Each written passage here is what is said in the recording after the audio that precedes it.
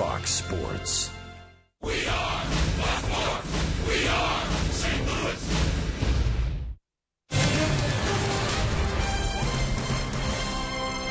This is St. Louis Cardinals baseball, and it's a beautiful afternoon here in the Gateway City as the Kansas City Royals are here for game number 2 to take on the Cardinals on Fox Sports Midwest. Back in 2013, Tyler Lyons made a start at Kauffman Stadium. He went 7 innings, gave up 2 hits that night. Watch this breaking ball.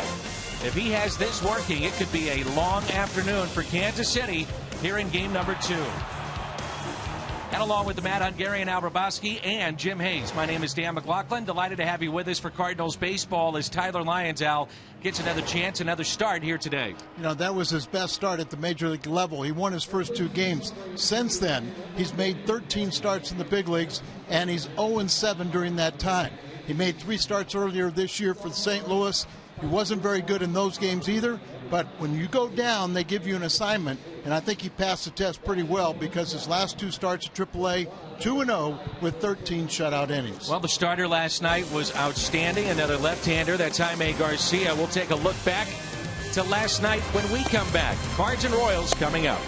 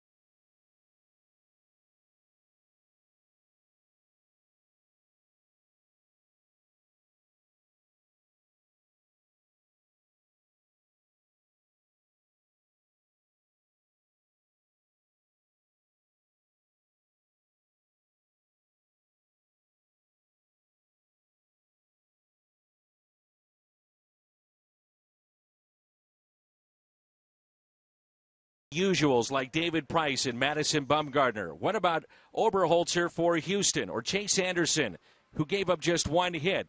All those were fine, but how about what we saw last night here at Busch Stadium from left-hander Jaime Garcia? One of the best starts we've ever seen him make, and that's saying something, especially here at home where he dominates. 8 innings, 4 hits. The 4 hits, all infield hits. No walks, and he struck out 6. So from that left-hander to another one here this afternoon, it's Tyler Lyons looking for his first win in 2015. That's next.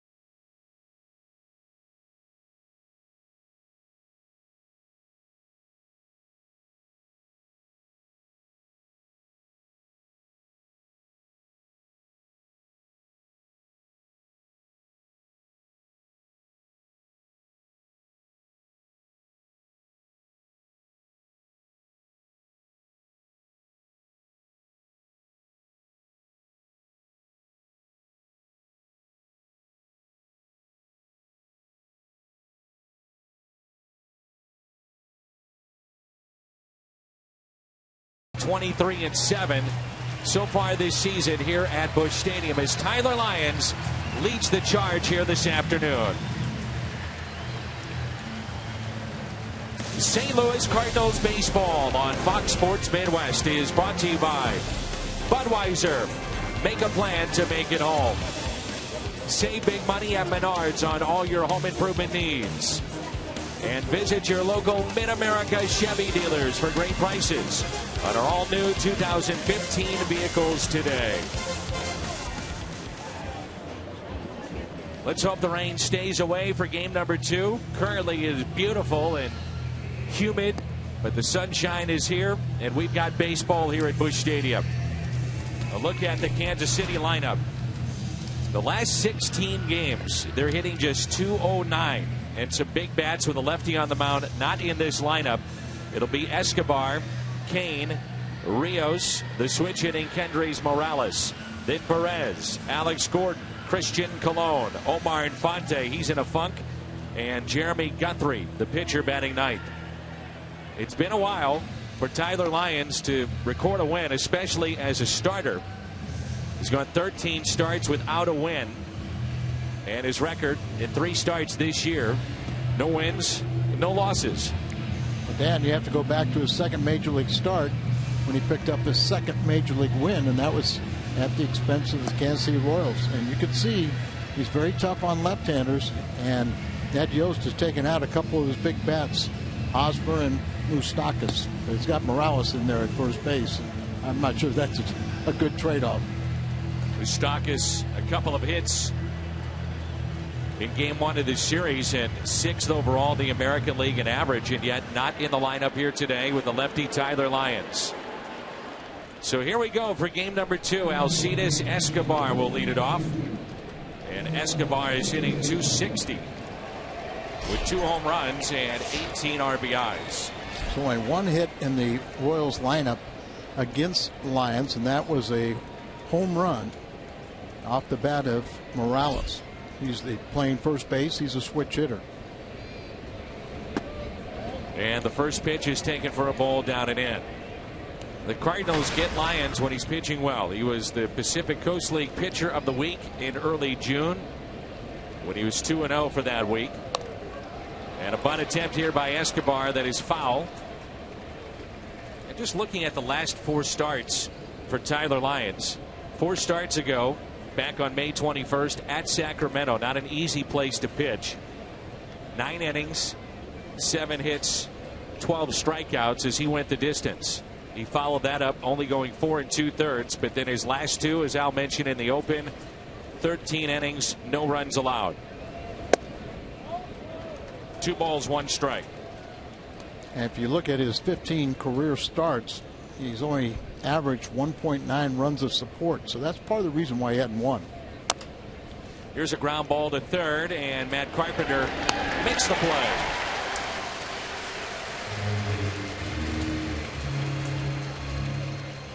We get so many unique shots in our games at home with the remote camera, which is operated by the one and only Phil Nichols. And I'm going to tell you, folks, he works very, very hard, especially on these hot days and hot afternoons. I think he was also applauding his nice looking hat. Here's Lorenzo Cain, who is 7th in the American League, facing left-handed pitching at .338. Don't care about the hat, don't care about the shirt, appreciate the work. And of course, in that game, Lorenzo Cain was 0 for 3 with a strikeout against Lions. Here's a 1-0 pitch. Cain rips it down the left field line, and that ball is one hopping off the wall. Taken there by Gritchick. 1-out double, Lorenzo Cain. He's tearing up left-handed pitching this year.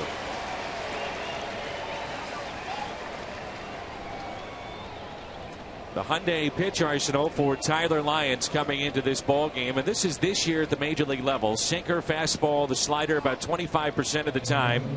He'll mix in the change and the curve. The slider has been a terrific pitch for him in his career. 24% of the time he throws that slider. It's the pitch to watch out for here today. The opposition in his career hitting .127 against him on that slider. Here's Alex Rios. Runner goes. Throw to third. Stolen base, King. His 11th this year. Joe's trying to jumpstart their offense a little bit.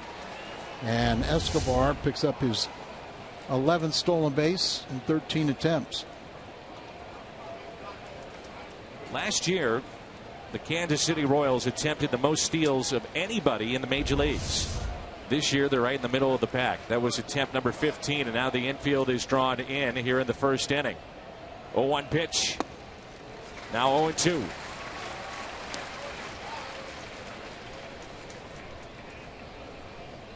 Seems like more and more managers will pull the infield in, even in the first inning. Sometimes leads to a big inning.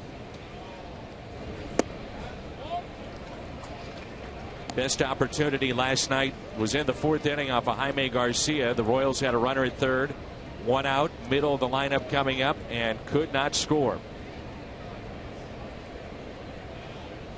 Here's a 1-2 pitch.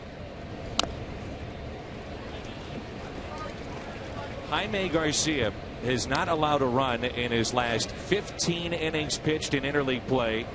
And what really stands out overall, no walks in his last 30 innings, as he went 8 strong last night. As good as we've ever seen. 1-2 pitch.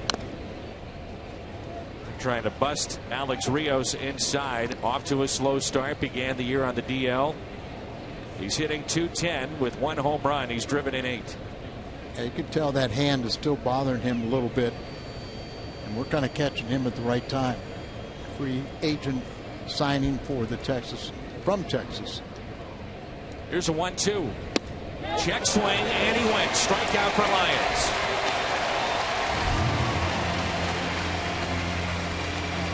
Rios chased the ball on the Missouri Lottery Fox tracks. That's the one thing you can get these guys to do. If you're pitching ahead in the count, they will expand their zone. So it's all important to get ahead in the count. Kendrys Morales, the switch hitter, has played in 10 games against the Cardinals, whether it be with Seattle or now Kansas City. He has 4 home runs in those 10 games. 2 of them off of Lance Lynn, who was to make the start today. But he's on the disabled list, and that's why we have Tyler Lyons. And of course, he's in the lineup today, their DH, because he's 1 for 1 with a home run against Lions.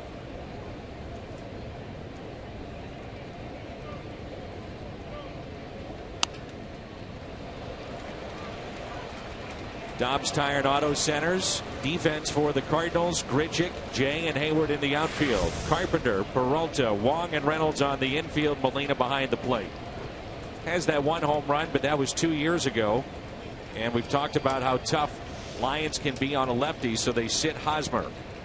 Here's the 0-2 pitch. Got him. Strikeout for Lions. Back-to-back Ks here in the first.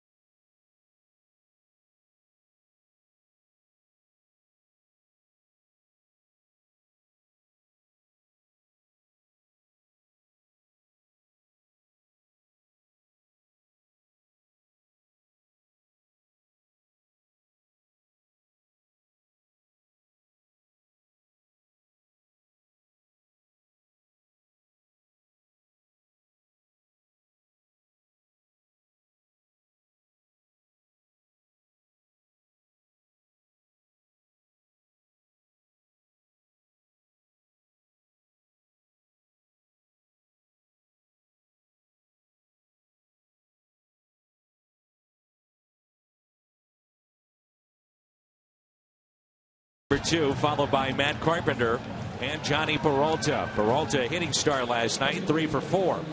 Then Mark Reynolds, Yadier Molina, Jason Hayward, Randall Grichuk, John Jay, and the pitcher batting ninth, that's Tyler Lyons.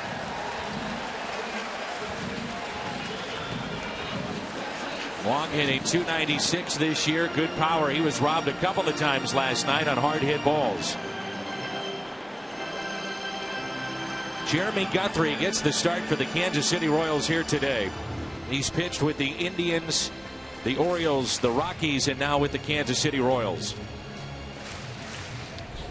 Pitched fairly well with them and just had one disastrous game. It was against the Yankees. Gave up over 10 runs in just 1 inning of work, plus 3 batters. But 36 years of age now, in the final year of a 3-year contract. He knows how to pitch. Here's the 0-1. Wong, a bouncer that is foul. He was acquired by Kansas City from the Rockies for lefty Jonathan Sanchez, who had some good numbers with the Giants and then came over to Kansas City. And since he was acquired, the Royals are 20 games above 500 when he starts. And you remember, both of those starters were really struggling, so they felt like it was a change of scenery, and obviously the Royals got the better of that deal. Here's an 0-2 pitch. Wong bounces it slowly to the right side. To the bag, a race, and safe as Wong is aboard with an infield hit.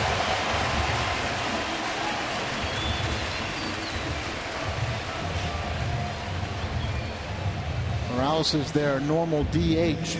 He has played in the field before, but Guthrie, a physical specimen, really likes to work out. Went after it, then realized he couldn't get to it, and then got to the bag. But with a speedy runner like Wong, you're probably asking for trouble. He's going to beat you to the bag, and then in this case, too, he drops the ball.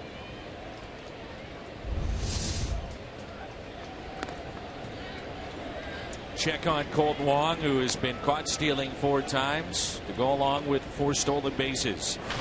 Salvador Perez, one of the best in the American League and in all of baseball. You have 2 of the best in this series in Molina and Perez.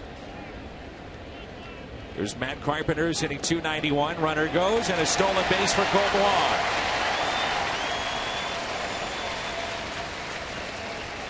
The Cardinals now 5 for 5 against Perez over the last couple of years.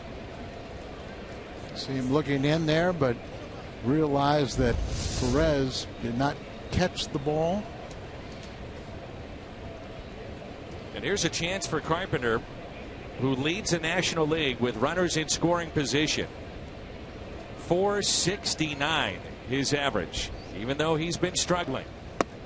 He's certainly one of the Cardinals you want up in this spot.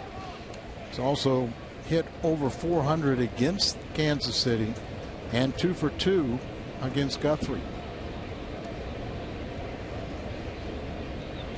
1 ball and 1 strike. In a packed house here at Busch Stadium. Beautiful afternoon for baseball. Little check swing to the right side. That'll advance Colton Wong. And it brings in Johnny Peralta. Hyundai pitch arsenal for Jeremy Guthrie features a fastball majority of the time, then the sinker, the change, a cutter, and a curve. Now, Dan, they say that he gets in trouble at times when he doesn't use his fastball enough. He's got the 2 and the 4-seamer. You know, kind of pound that, establish that, and maybe the 2nd or 3rd time through the order start mixing in his off-speed pitches. Infield drawn in, first inning here, as Peralta pulls it foul, who leads the Cardinals in average at .323, leads the Cardinals in home runs with 10, leads the Cardinals in home runs and RBIs. He's 9 for 25 against this right-hander. That's the most extensive history of any batter against Guthrie in this lineup for St. Louis. 1 ball, 1 strike.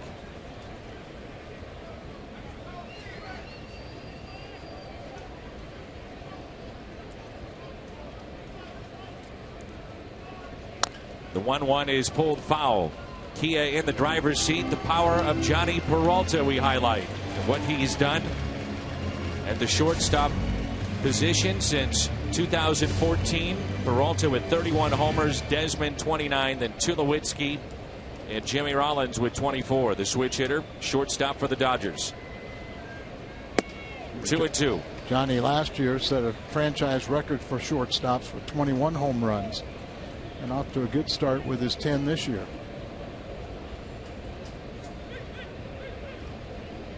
Here's a 2-2 in the dirt, blocked by Perez.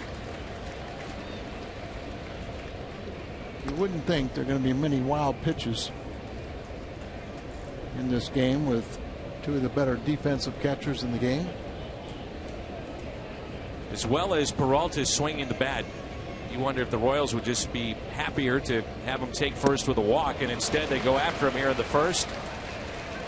It's held on to by Perez, and a strikeout. So the Cardinals and the Royals with good opportunities, Al, here early on. And both of them strikeout victims.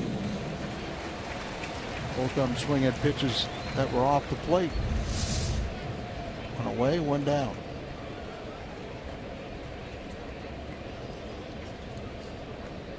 Mark Reynolds is due if you go on his career numbers in terms of home runs. He's now homerless in 19 games, span of 61 at bats. His career average is a home run every 17 ABs. 3 this year. He's driven in 18. 1 ball, 1 strike. Alex Gordon, Lorenzo Cain, Alex Rios in the outfield, Colon, Escobar, Infante, and Morales along the infield. Salvador Perez behind the plate. Royals defense presented by Dobbs Tire and Auto Centers. Big gap in right center for Mark Reynolds. 1-2 the count.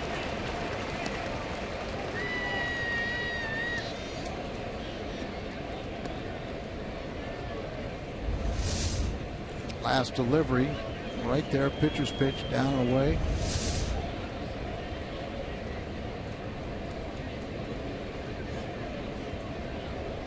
And the 1-2 pitch to Reynolds. Last year for Guthrie, over 200 innings. He went 13-11 in the regular season.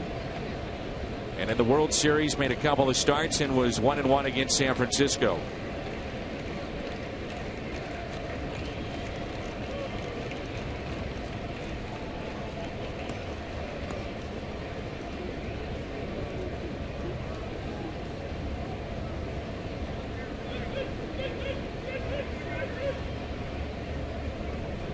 The 2-2. Good cut by Reynolds. His last home run was at Citi Field in New York. There are the numbers with 2 outs and runners in scoring position. That was back on May 19th. So it's been a while for Reynolds, who's known for his power. 7 consecutive years of at least 20 home runs. So he's down on that rate. Here's a 2-2. Off-speed pitch and struck him out. Had him out in front. Back-to-back strikeouts for Jeremy Guthrie. He pitches out of the jam. On to the second. No score.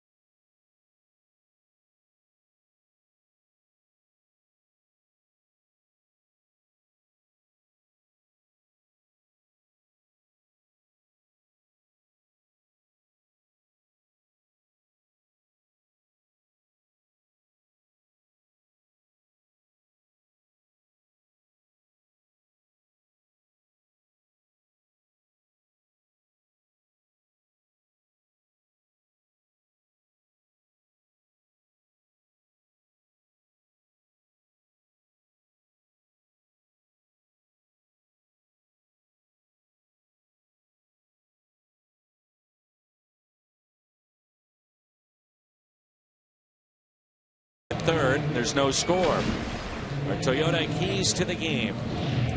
Well, the one thing about Guthrie is left-handers in his career have hit him pretty well. This year they're batting .318, but they've hit 9 of the 10 home runs he's allowed. So we got 4 lefties in the lineup. And for Tyler, it's important for him to stay ahead. The Royals are really a free-swinging team. You know, they'll go up there and they'll span their zone just like Rios did. So you just want to stay ahead, and the more you stay ahead, the more they'll expand their zone. Good example is Perez, the first batter here. He's only walked 4 times this year. He's a bad ball hitter. First pitch to him. A strike from Tyler Lyons. A real key for Tyler is getting out of that first inning. Not because you keep Kansas City off the board, but just confidence-wise to get off to a good start. There's a good late break on that pitch. That's a good point, Dan. And He takes a fastball, then he swings at an off-speed pitch off the plate, and now you don't have to throw another strike. Just throw it out of the strike zone and he'll swing. 0-2 the count. You see him a lot of times. He's way out in front the way he swings, and it just seems like they kind of play him around to right field. But you would think with the way he's hitting off that front foot, he'd pull a lot of balls, maybe more in the infield. 0-2 pitch. Check swing, and he did go. A strikeout. 3 in a row now for Lions. That's the pitch right there against right-handed batters that the Cardinals have talked about. The pitch that tails away. Good late movement. So he kind of turns it over a little bit, and so it'll run away from a right-hander, and just like on cue, Salvador Perez, he'll swing at pitches that are out of the strike zone. So get ahead and then make them play right into your game by swinging at pitches off the plate. Here's Alex Gordon, who's known for his outstanding defense. He made an eye-popping throw last night as Randall Grichuk barely beat the throw, tagging up on a play out in left. The thing that made it stand out was that he really wasn't in a good position to throw in terms of momentum going towards the infield. He caught it rather flat-footed and still on a fly to the plate made it close with Randall Grichuk, who has tremendous speed. Gordon has 65 assists since becoming a full-time outfielder in 2011. That's more than any other player in baseball. And leads second place Parra. Good breaking ball there, but you can see it. I mean, a lot of times guys are coming in on that. Yeah. Like a Jason Hayward will do that with a throw from the outfield. And I noticed exactly what you were talking about when I saw the replay. That's well hit into deep right field. Hayward back, he'll look up. 1-0 Kansas City. Gordon's 8th home run this year.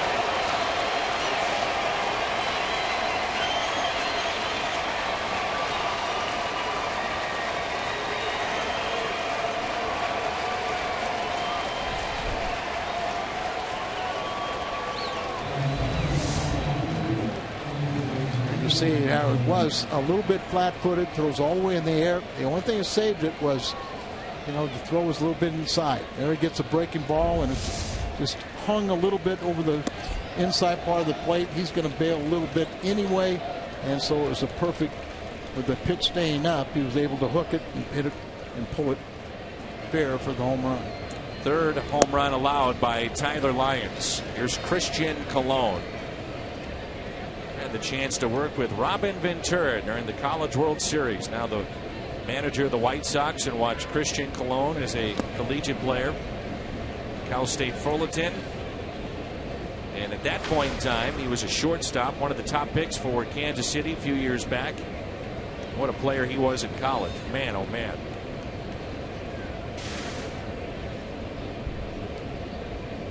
One-two pitch. 2-2.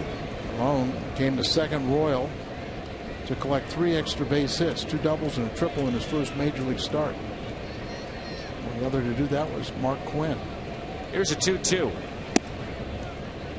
And the Royals, in talking with them, they talk about Colon primarily being a second baseman or a third baseman. And this afternoon he is at third base. The range from his college days didn't really translate to what's happening here at Major League Baseball. But they do think he's a very good player. No home runs this year. He's driven in 4.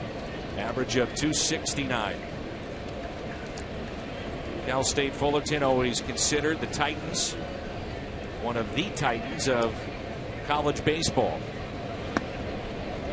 So a home run and now a walk allowed. You talk about the confidence of getting out the first inning, but you had some confidence, but that home run, maybe then you question, does that shake him a little bit? You got to bounce back right after a home run. The worst thing you could do is walk the next batter. Lions will get a start here today. One more start, and then at that point reevaluate with Lance Lynn. Here's Omar Infante, who is 5 for his last 58. Pitcher on deck, that's Guthrie. And here's the first pitch. Instead, a check on Christian Colon, who has 2 steals this year.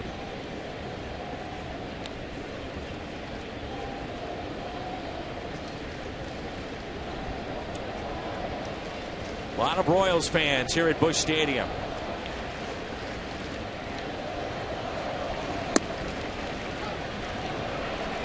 Joe Strom of the Cardinals ticket department telling me that the Cardinals this afternoon have gone over 3.1 million in tickets sold, trending to 3.6. An all-time record. Double play ball on a hop and off of Wong. A tough hop and into center field. Colon will stay at second base. Tough break right there. We'll see how they score it, but that ball looked like it took a real bad hop right as it got to Colton. And appeared off the bat it was going to be a sure double play. But he hits it off the bat. It had a lot of English and it ate him up. Watch that hop. And then he had his glove actually higher. And a weird hop right there. And they'll score an error. That is number 9 on Colton. Wong had an error last night. That error did not cost Garcia or the Cardinals. The Cardinals charging here with Reynolds from first base. And I talked to Mark before the game about these particular plays. He's had to make this adjustment. He's a third baseman his entire career. And then in Baltimore is when he started playing first base. And in visiting with the scout today, he said a pleasant surprise has been the defense of Mark Reynolds. Did not realize he's as good as he's been. Not great range, but soft hands. Mark telling me that the biggest adjustment is seeing the spin of a ground ball from the left side, left-handed bat. The cuts, where to go, bunt plays, little things you don't think about but are very important. There's Reynolds. Spins and throws to Wong.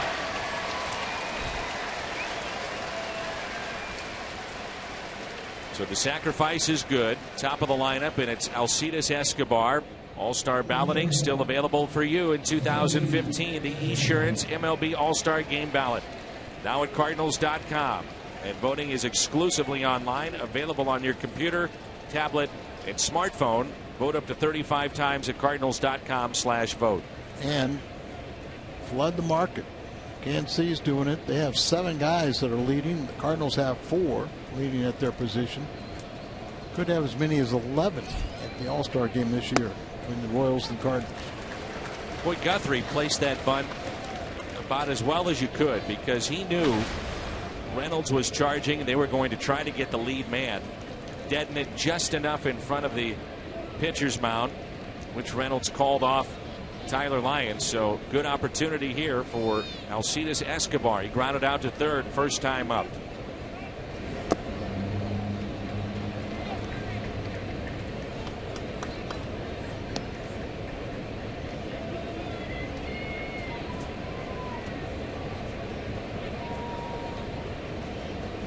Kansas City, last 3 weeks or so, they have not been scoring runs. Fewest home runs they've hit in the American League. 1 ball and 2 strikes.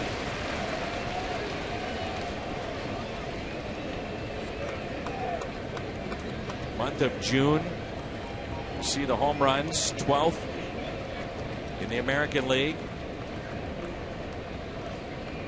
Batting average at just .215. 1-2 pitch, ground ball. There's Reynolds. He'll step on the bag. The Royals will strand 2, but they strike first. Alex Gordon's 8th home run of the year, RBI number 29, and he knew it with a long home run into the seats in right. Midway through 2, Kansas City on top.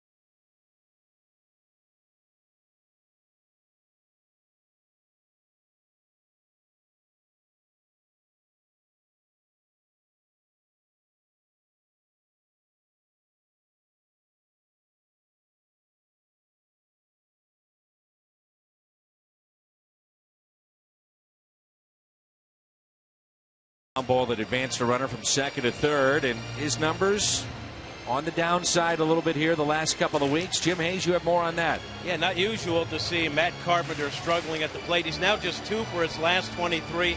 That includes 10 strikeouts. Before the game, Mike Matheny was quick to shoot down any theories about exhaustion or dehydration, which Carp had dealt with last month. Mike saying instead it's one of the rare times Carpenter's swing is just a little out of whack. In fact, Matheny said he had originally planned to give Carpenter yesterday off, but Carpenter told him that physically he felt great. Mike said Carpenter is now being very honest about when he's dragging, but Mike says this isn't one of those times, guys. That's up the middle and a base hit for Yadier Molina. Yeah, Jimmy, Matt Carpenter telling both of us that he cannot talk his way back in a lineup, that if Mike Matheny says you're out, that's it. And Mike is watching Matt very closely. He says Matt's still at the ballpark early, still puts in the work, just doesn't push it as hard. But he said now Matt understands the importance of saying, hey, when it's time to take a day off, I got to take that day off. But it's not one of those times, according to Matheny. All right, Jim, thanks. Here's Jason Hayward, who is 1 for 3 the last night, hitting .252, 5 home runs, driven in 17.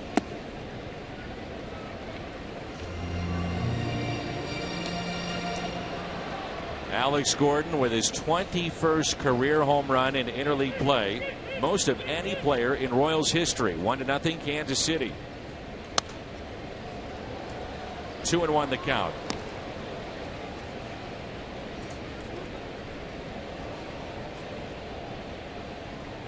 Now with a strike, as we saw last night and in the series in Kansas City, they'll shift third baseman Colon.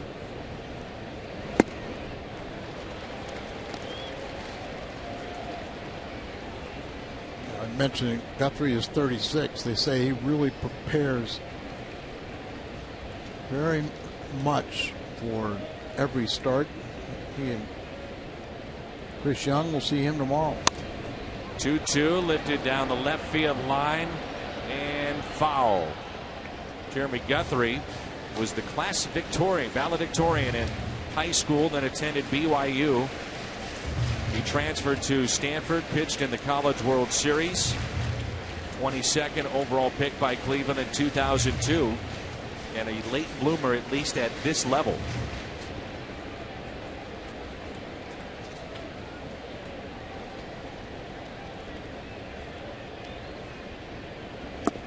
In the dirt, 3-2.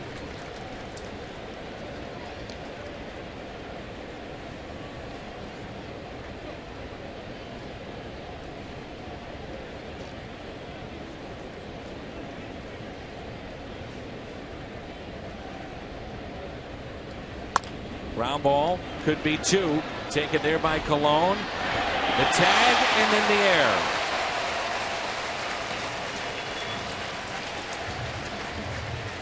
Christian Colon, his 3rd air this season.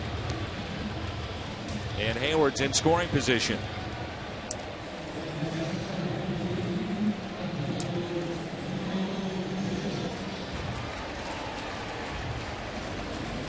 Is that some of the range that you were talking about? Molina is tagged on the nose, it appears, but he tried to do everything he could to avoid it. Got close to him, then he tries to stay away from the tag. Now he got the tip of the helmet, but there you saw the throw, and you saw what the ball wasn't on his fingertips. It was like in the palm of his hand, and he shot put it into the Cardinal dugout for the error. Both second basemen commit errors in this game. Colon at 3rd today, but that was the shift. With the shift, yeah. Here's Randall Grichuk now with a runner at second base. Grichuk was 2 for 4 with an RBI and a run scored last night. Hit 2 screamers to third base. One play was made, the other was not by Moustakas.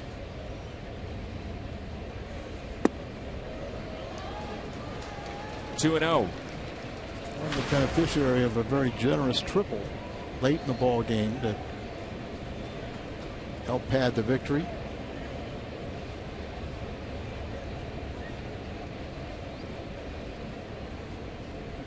What are the measures of a hitter now is the ball coming off the bat, miles per hour. Cardinals take a hard look at it, and the second ball hit to Moustakas. It was over 102 miles an hour last night.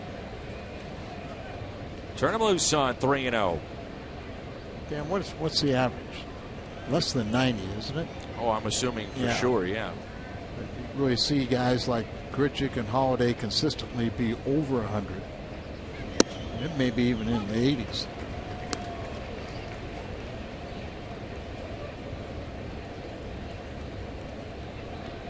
Quick back, good speed, good arm, trying to put it all together.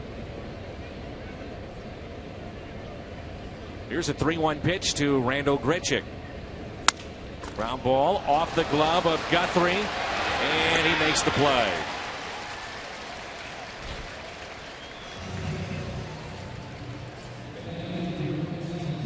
Hayward stays put at second base. Won a great deal on Cardinals tickets. Fill up at Phillips 66 with 8 gallons or more. Now until September 24th. Receive up to 50% off on a pair of tickets to a Cardinals home game. For more information, visit cardinals.com/Phillips66. It's Pooch's in the Park Day. John Jay will be intentionally walked to get to Tyler Lyons. Tyler's a pretty good little athlete. Remember, he was Texas high school. He was a quarterback, all-state. He was on his way to Oklahoma State before he signed on his football scholarship.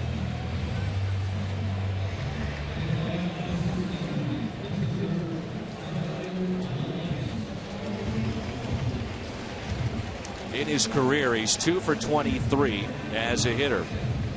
So Lions with runners at first and second.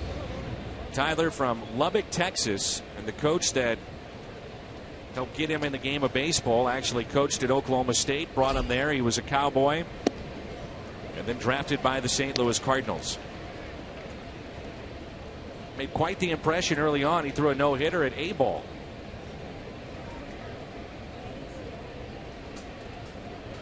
No balls and 1 strike. Runners at first and second. Saw Jaime Garcia with a base hit last night. Also sent one to the track in center field. 1 ball, 1 strike. Tyler was an all-state quarterback senior year in Texas, but he did play baseball at Oklahoma State, racking up 22 career wins. I think he chose the right sport. He told me the reason he did not play football, that was his first love. He said, I just would have gotten beaten up. I'm too small. 2-1 pitch. 2-2. 6'4", 200-pounder. Preferably, you'd like to be about a couple inches taller to see over those big linemen. Not one of the faster runners either. Here's a 2-2 pitch.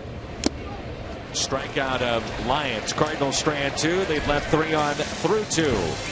Alex Gordon, a home run. That's the difference so far.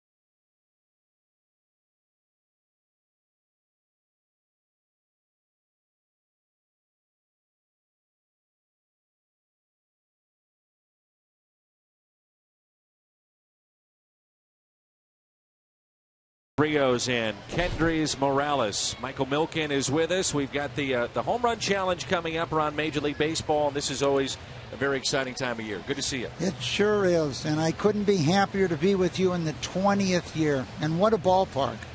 Well, it's packed every night. Well, when you come to this ballpark, unlike almost all the ballparks in the major leagues, you see a sea of red. Yeah. And with a few little Kansas City Royal Blues out there. Tell us about the home run challenge. The home run challenge started with the theme of keep dad in the game, and the idea is come out to the ballpark and remind your dad to get tested for prostate cancer. That simple blood test. And over the last 20 years, we have many new drugs that have been approved. So if you don't catch it early, the chances have improved dramatically, and a man has a 99% chance of living at least 5 years, and for almost all men a normal life now due to the advancements and the awareness of the program with Major League Baseball has really changed prostate cancer in America. And so how can fans get involved this year in 2015? They can go to PCF.org, which stands for ProstateCancerFoundation.org, and learn all about the Home Run Challenge. Every game in Major League Baseball, starting on Monday the 15th through the 21st, counts, and you can pledge money for home runs. Now, today is a bonus game, so that first home run raised $20,000 for prostate cancer research, which will be invested right back here in this area. 1 ball, 1 strike. That's pulled foul off the bat of Lorenzo Cain. You yourself have dealt with cancer, have you not? I did. I was diagnosed 22 and a half years ago. Mine had spread, and they gave me a diagnosis of less than 2 years to live, and I'm sure I'm the happiest guy in the ballpark today to be here. It's wonderful. But the death rate since we started has dropped by more than 50% from projected levels, and I think one of the challenges with men is most men don't go visit a doctor. Most women do. And generally, men think they're fine if they don't go, and they could get bad news if they go. So part of this effort of keeping dad in the game has been to get them to get checked. The Prostate Cancer Foundation has raised approximately $45 million through the Home Run Challenge, and as you mentioned earlier, it's wonderful that Major League Baseball gets behind this in a big, big way, from management to front office to the commissioner to the players on the field. Well, let's not forget potentially the most important group, the announcers. Oh, yeah, we're behind this for sure. That has made a difference. And a 1 in 2 men will be diagnosed with cancer in their lifetime, 1 in 7 with prostate cancer. And so a lot of the objectives here are just to let men know that today you can probably live a normal life, even though you've been diagnosed with cancer. And 15 million people in America, men and women, are living normal lives who've been diagnosed with cancer. And many of the players and managers in baseball, Joe Torre, Dusty Baker, Frank Robinson, over the years have been great spokespersons for prostate cancer. Kendrys Morales, and he looks at his strike. Lions have struck out Cain and Rios here in the third. Total of 5 so far. Are you going to be traveling to every city? This is my 22nd city in 16 days. So you're busy. And we're seeing the beautiful ballparks around America. One of the exciting things here in St. Louis is they have one of the leading science medical centers in the world here at WashU. Sure. And they're one of the world's leaders in prostate cancer. 1 ball and 2 strikes. But isn't this a beautiful ballpark? When you come to a city, we always ask them, okay, what sports team do you support? Some cities, it's the hockey team, basketball team, football team. Morales hits well hit into right, but Hayward makes the catch. But when you come to St. Louis, they always tell you the Cardinals. Great to see you. Thank you, and thank you very much. You bet. Great to see you. Prostate Cancer Foundation supported this upcoming week, 1-0 Kansas City.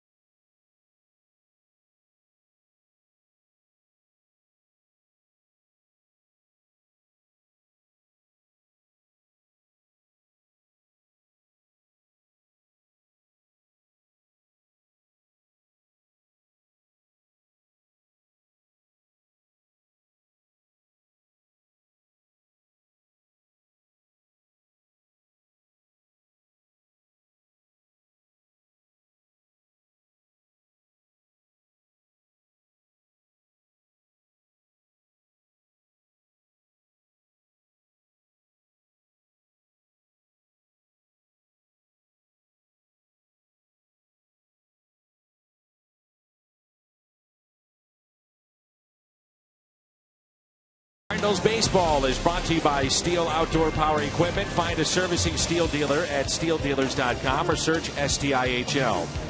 Ford, the official cars and trucks of the St. Louis Cardinals. Nice easy 1-2-3 inning for Tyler Lyons, and we have the top of the lineup here for St. Louis. Pooch is in the park. And swung on and missed by Wong, who singled on an 0-2 pitch, then stole a base, number 5 this year, and was left stranded at third.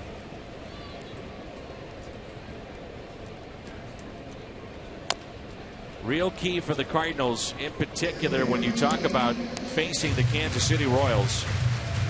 You've got to get to their starters early because their bullpen is as good as anyone's in baseball today. As a matter of fact, when they lead after 8 innings since 2014, get this, they are 96-1. That's incredible. And then it gets better when you add in the postseason. But I don't think there's any doubt that was the formula last year, to go 7, 8, and 9, shut out 3 different relievers.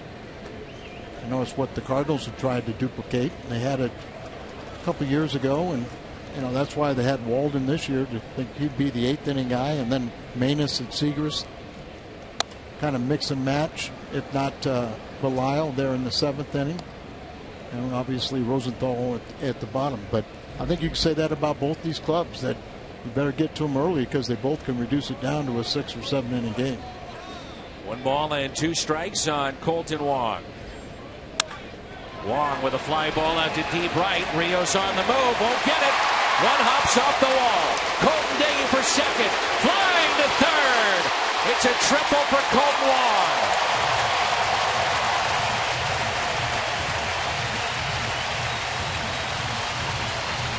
So in our Toyota keys of the game, the lefties have to do some damage.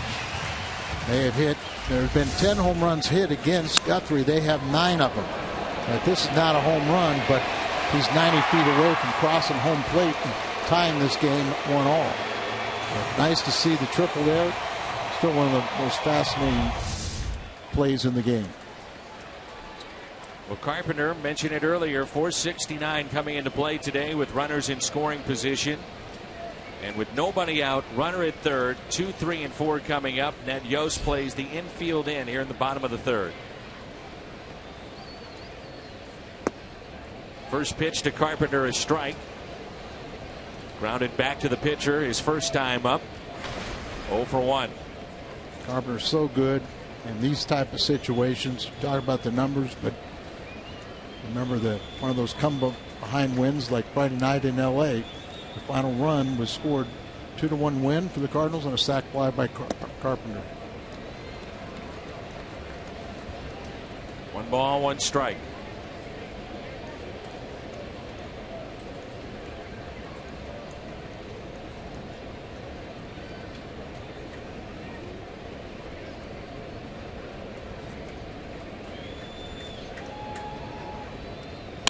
Carpenter hits it down the right field line, and it drops.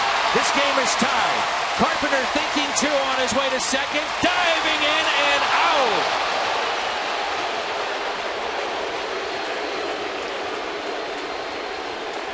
RBI number 32 for Matt Carpenter. We're tied up. It's 1-1. Well, we know we got a tie. We're going to probably have a potential challenge here. Is Mike Matheny in the top step? Carpenter staying on the bag. Just wait to find out what the video team, whether they give Mike a thumbs up or thumbs down. It looked like he avoids the tag. But Jerry Davis was right there in good position. From his position, he could see whether he tagged him or not because he was playing in the inside part, I believe. You see from this look here.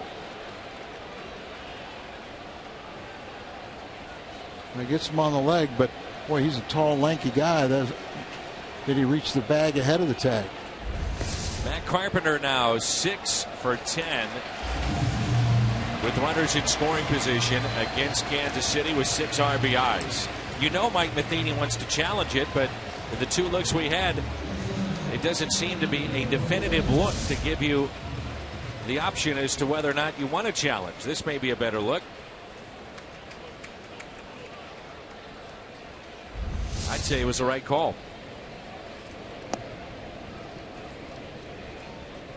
Well, I know it's the right call because they didn't challenge it, but maybe not enough to overturn it.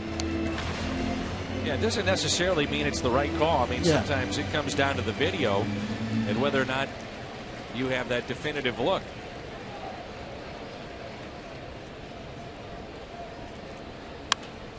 Peralta hits it out of play. The bottom line is the Cardinals tie this game. Now it's time to take a lead. A triple, a single, and a tie game, 1-1.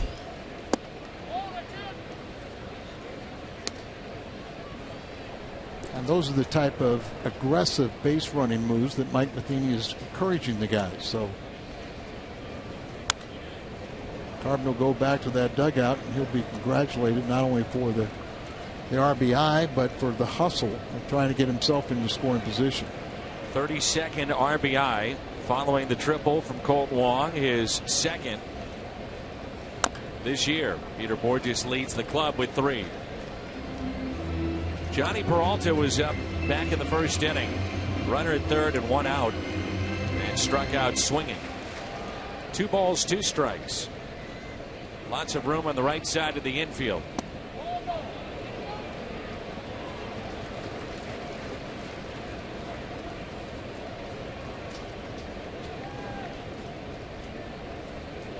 Five pitches still in the 3rd inning. In the air out to center, Lorenzo Cain for out number 2.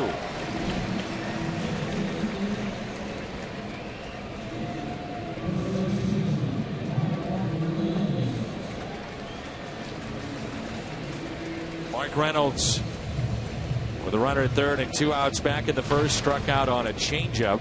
We'll see how Jeremy Guthrie approaches Reynolds in this at bat. Went after him in with fastballs and then the changeup away.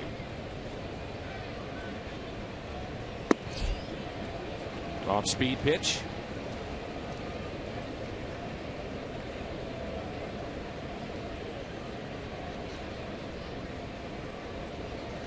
A 1 pitch.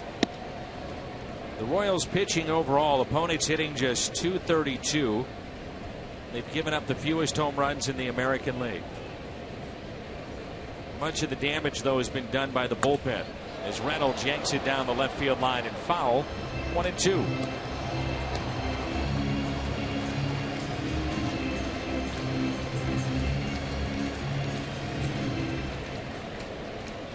Danny, they really feel like they're going to have some additional strength to the rotation. Up the middle and backhanded by Infante. Safe at first as Reynolds avoids the tag.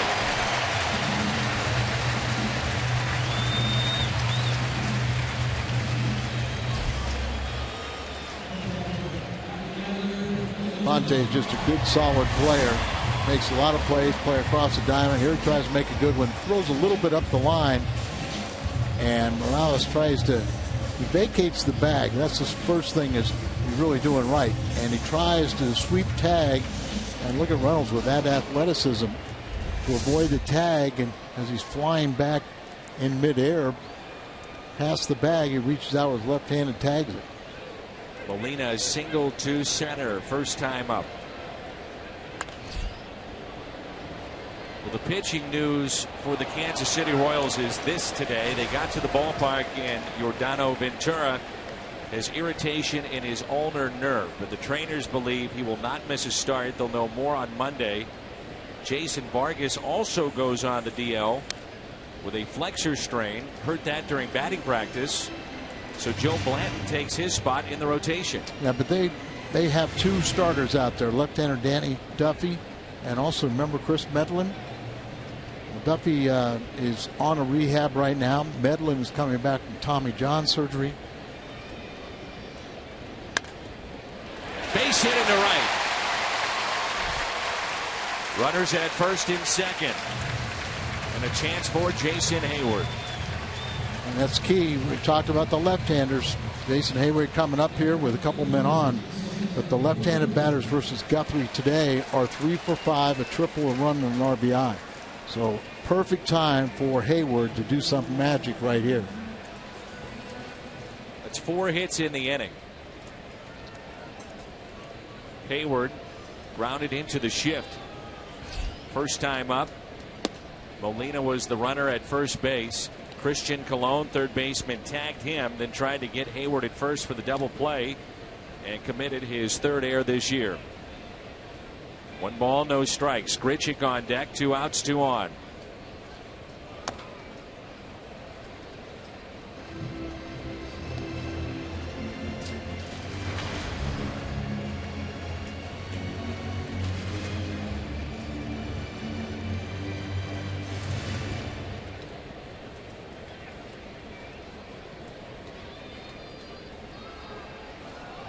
Pickoff, and Reynolds back in safely.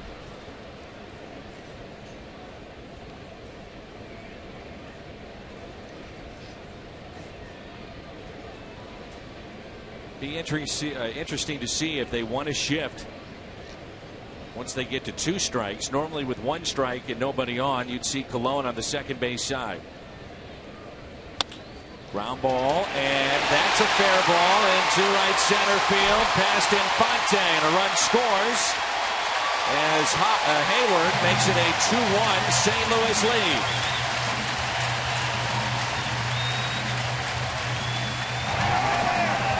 With the shift on there, leaves the normal second base area pretty well open, and he beats the shift with one right at the normal second base position.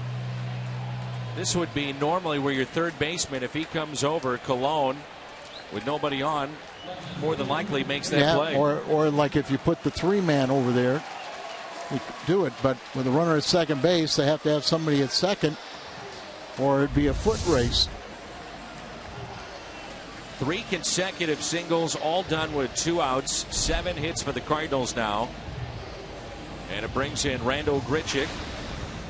Grounded back to the pitcher on a 3-1 delivery. Runners at the corners for St. Louis. About 50% of the hits that Grichuk has are extra base hits. This would be a good time.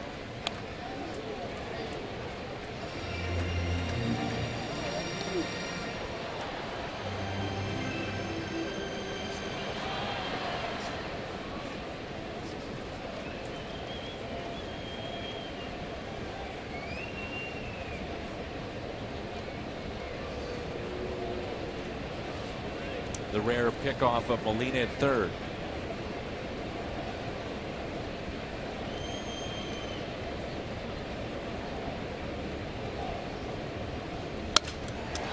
Out to left, and there is Gordon. Cardinals strand 2, but they pick up their first 2 runs of the ball game. 2-1 St. Louis.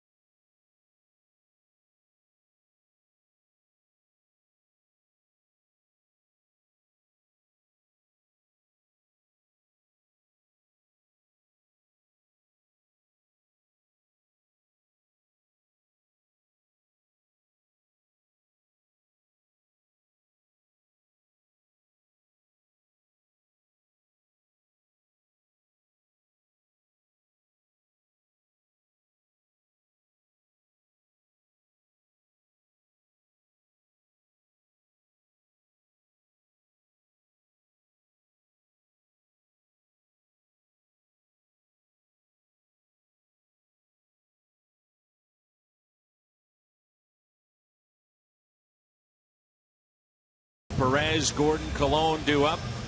BJC Healthcare difference maker. The Cardinals, this is since 1936. Best record in their first 30 home games. 23-7. The Cardinals, outstanding. Pooches in the park day.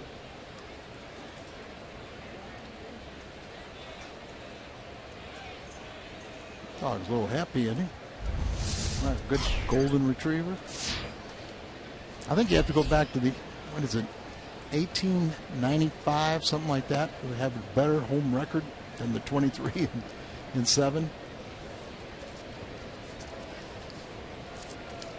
There's a 1-0 pitch to Salvador Perez. 2-0. 1885, the St. Louis Browns were 27-3. 1887, St. Louis Browns were 26-4. The 1884 St. Louis Browns are tied with the 2015 St. Louis Cardinals with 23-7. 2 balls and no strikes as Molina and Lyons giving a plate umpire Will Little a chance to catch his breath. That ball caught him. He says he's all right. And here we go. 2 balls, no strikes here in the top of the 4th on Perez. The check swing and did not go.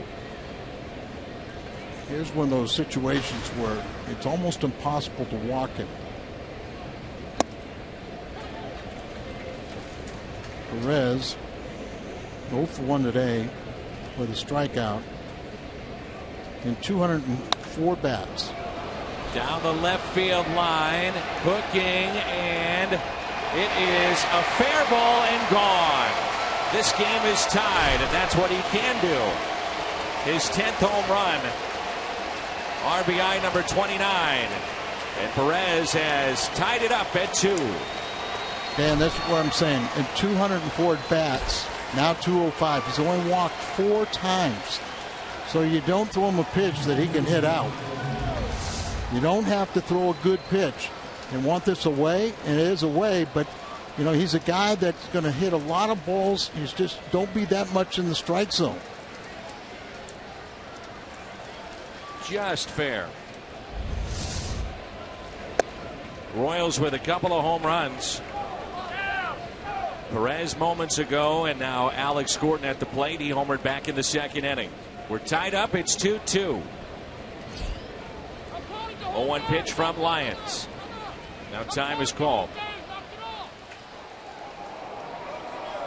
The dugout of the Royals screaming. And home plate umpire Will Little, as he called time right in the middle of the delivery of Lyons. Lyons should have went and threw the pitch. It was the umpire that called time. Throw the pitch. Dale Swaim is the coach that was screaming, the former Cubs manager.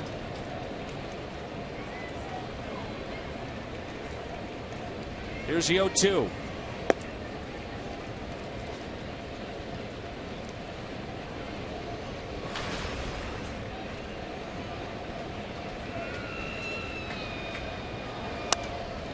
Gets him to reach, and it's popped up.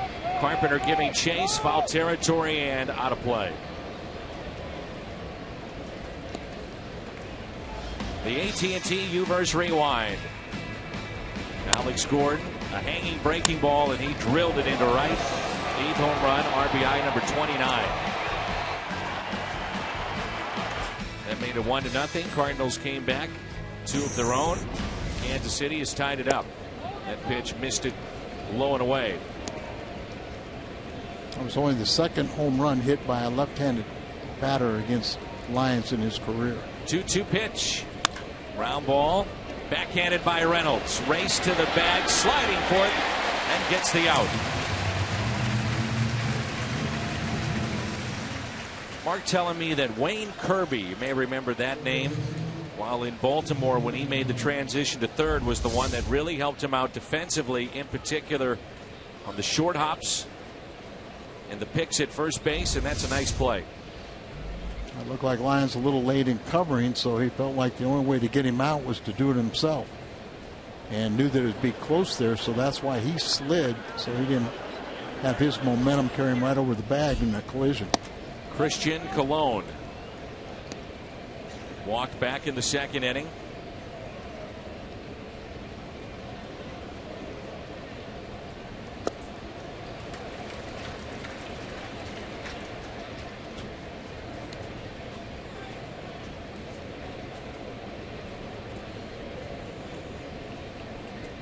Fourth overall pick back in 2010.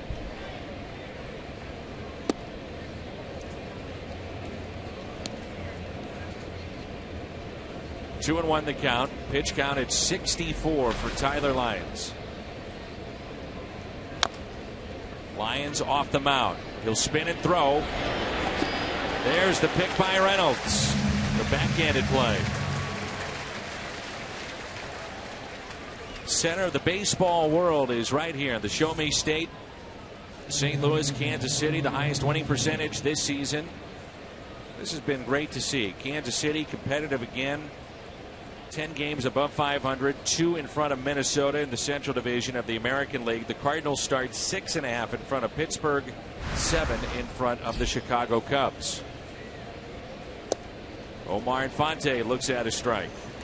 And it seemed like last year we were all rooting for another I-70 series. But once the Cardinals were eliminated. Taken there by Carpenter.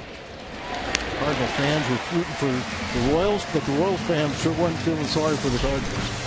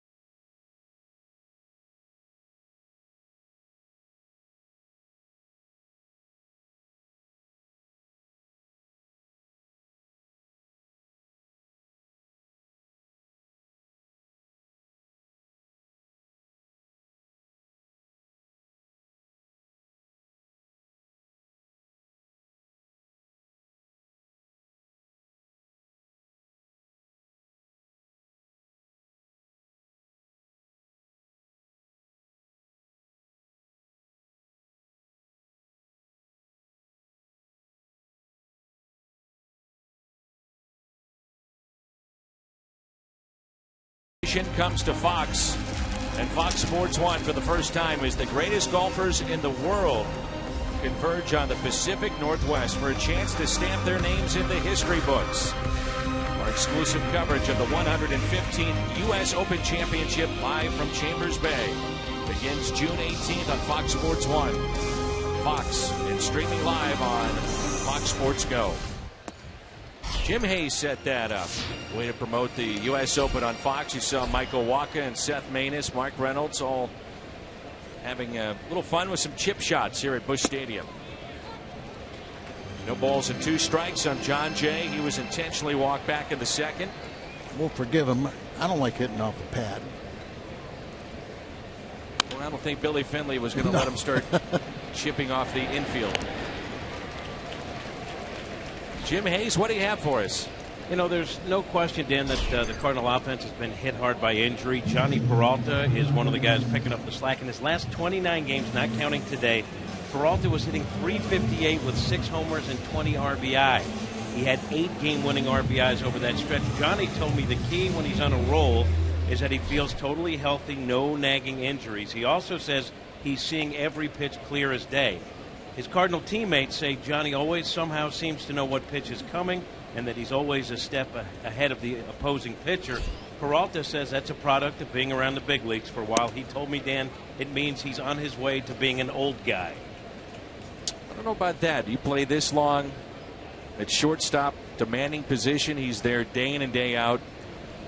Very, very steady when it comes to his defense. Not the greatest of range that we've seen, but in terms of the balls that he gets to, he makes the plays. Well, they signed him to be an offensive player. He's been that. He's been a good, solid defensive player. Lions base hit into right. May have been off the glove of Kendrys Morales. Regardless, Lions is aboard with one down here in the bottom of the fourth. Morales is the DH. If Hosmer is over there with his 2 gold gloves, Tyler Lyons may be going back to the dugout.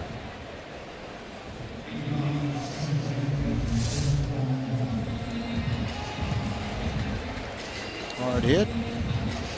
Tried to get the backhand there, and it eluded him.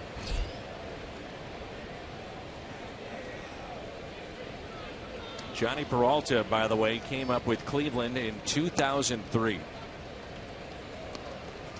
Number of years with the Indians, then Detroit, and now here with St. Louis. Here's Colt Long, 2-hit day, including a triple and a run scored. In the air to right, and the catch is made by Rios.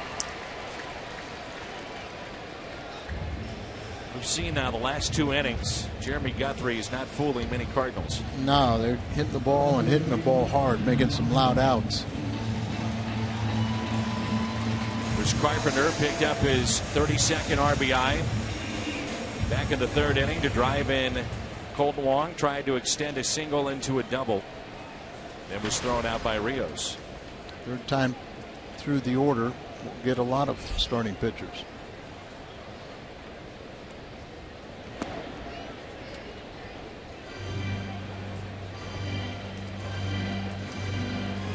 Beautiful afternoon for baseball. Glad you're with us here on Fox Sports Midwest.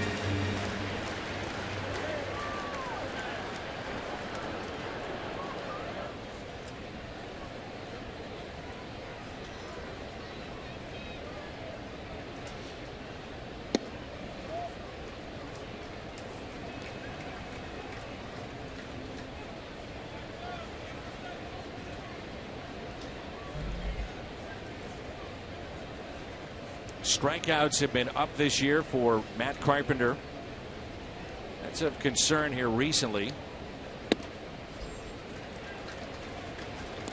He's striking out about once every 5 at-bats, which is the most that he's had in his big league career.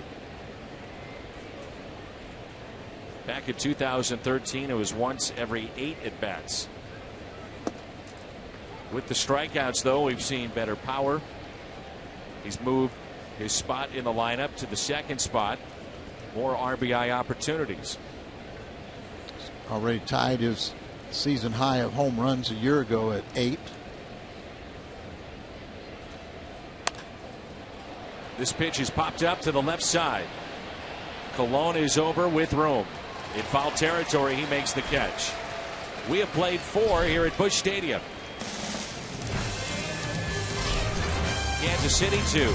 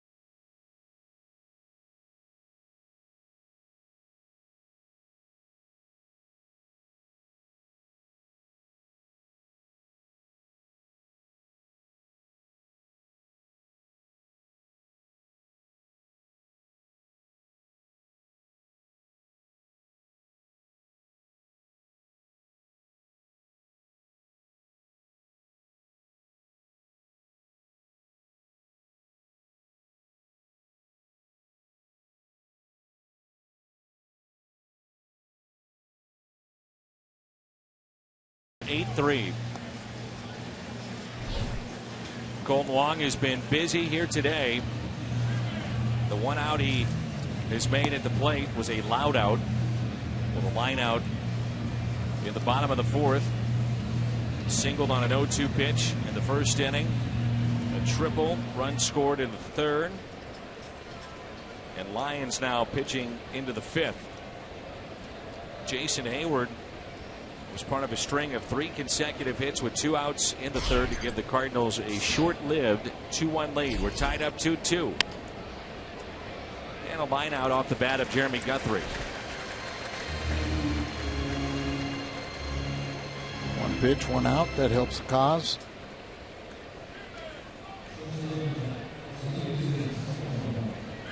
Escobar was 6 for 14 last year against the Cardinals. That's a .429 average, and this year 1 for 16. 3 games in Kansas City and game last night. Today he's 0 for 2. Outfield is straight away.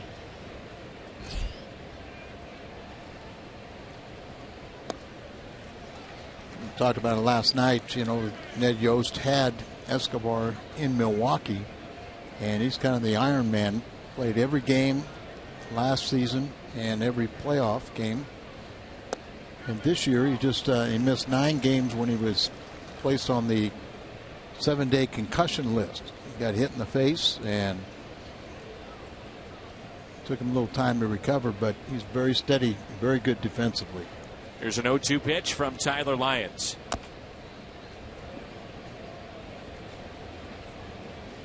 Part of the Zach Greinke trade, as Greinke didn't stay in Milwaukee very long, and then even shorter with the Angels.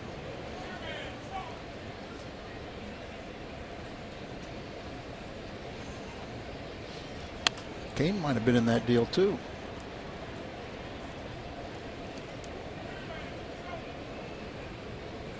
There was some very, very big names involved in that deal.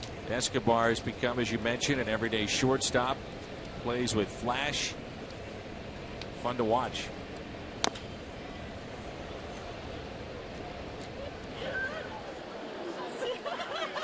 Lorenzo Cain, Jeremy Jeffress was part of that deal, who's back in the major leagues with Milwaukee. Jake Odorizzi, Zach Greinke, Yuniesky Betancourt. No balls and 2 strikes.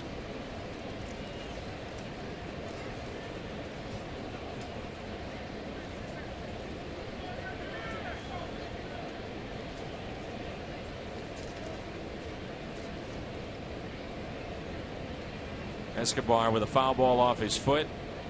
Taking his time getting back in the batter's box. What's up? Here's an 0-2.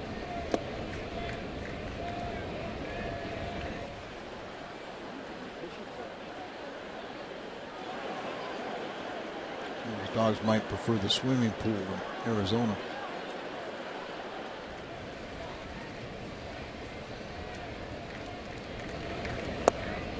Strikeout number 6 today for Tyler Lyons. Next time you're looking for great seats, head to StubHub. On StubHub, you can grab Cardinals tickets all season long, even at the last minute, and even if the game is sold out. So get to StubHub today. StubHub, the official fan-to-fan ticket marketplace of the St. Louis Cardinals. Lorenzo Cain has doubled and struck out.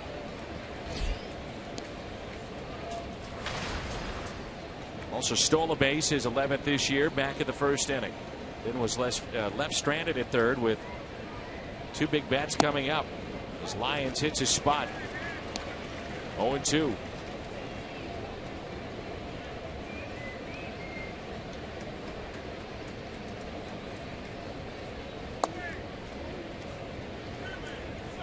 Tyler's retired 10 on the last 11. Just the home run by Perez to tie it up. Where on the other side, you can see Guthrie starting to get hit hard. Can't say that about Lyons other than the 2 home runs. And a fly ball lifted into right. Jason Hayward barely has to move. Makes the catch and sends us to the home half of the fifth. We're tied up 2-2 here in game 2.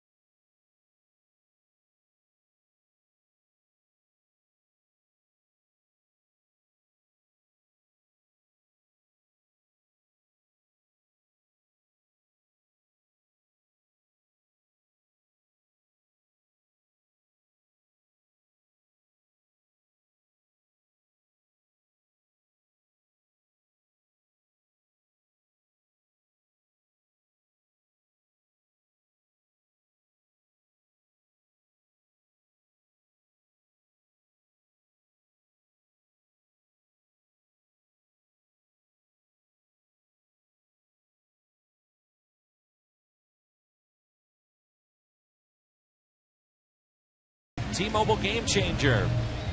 1985, Game 7. What has happened since then? Cardinals have been on a roll. 21 winning seasons. 11 division championships. All the postseason games. 2 World Series titles. Kansas City was 1 win away a year ago.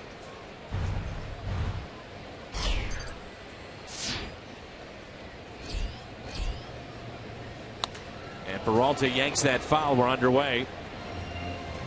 Johnny Peralta, Mark Reynolds, Yadier Molina. Peralta came up with a runner at third. 1 out in the first and struck out. In the third, he lined out to center. In the air, center field. Kane going back, and with enough room. This Father's Day, treat your papa to Cardinals games with the new Papa Packs. 3-game packs feature some of the best games and promo giveaways, including matchups with the Cubs, Pirates, and more. All starts at just $84. Get your Papa Pack at Cardinals.com/Papa. Bill Finley is the head groundskeeper here at the ballpark. He went out to talk to Jerry Davis, the crew chief, between innings, and then his crew took the cover off the tarp, so rain is in the area. There's Bill Finley.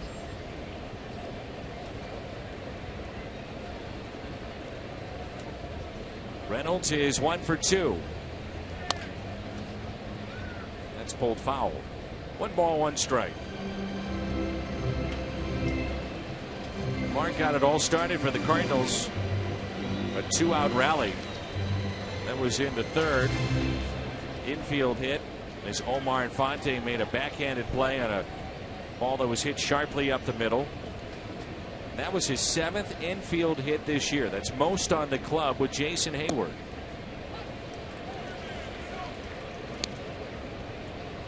You think about an infield hit, why he would get so many. A power hitter, well, he hits those dribblers sometimes, and back of the infield is playing so deep. We'd like to have both those guys, Reynolds and Hayward, lead in other departments, power departments. You see how dark it is back behind the stands. 2-2.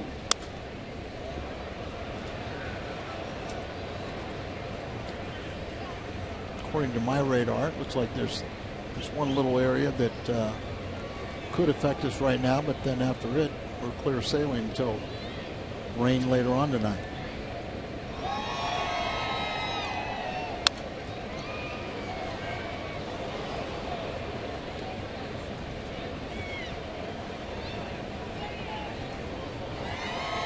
Your radar? Yeah.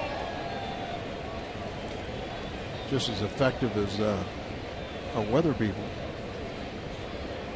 Here's a 2-2. Reynolds gets underneath it. Will it carry? Out to deep left. Gordon at the track, at the wall. It's gone. He hit that as high as he did far. And the Cardinals are back on top. 3-2. That's what we want to see from Mark Reynolds. It's his 4th home run, 19th RBI, and a 2-hit day for Mark, and we still got plenty of baseball left in this one. Cardinals retake the lead, 3-2. They about hit the Royals 9-3.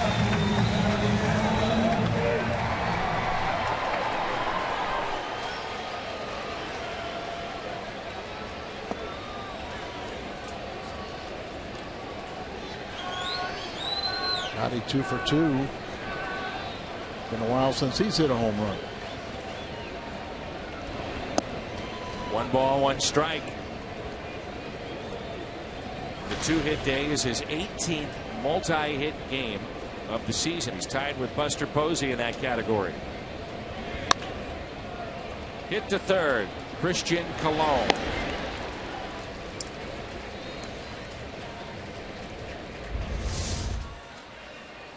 How strong he is, a little bit out in front. Look at the collapse on the front leg. Like a breaking ball, and he lifts it.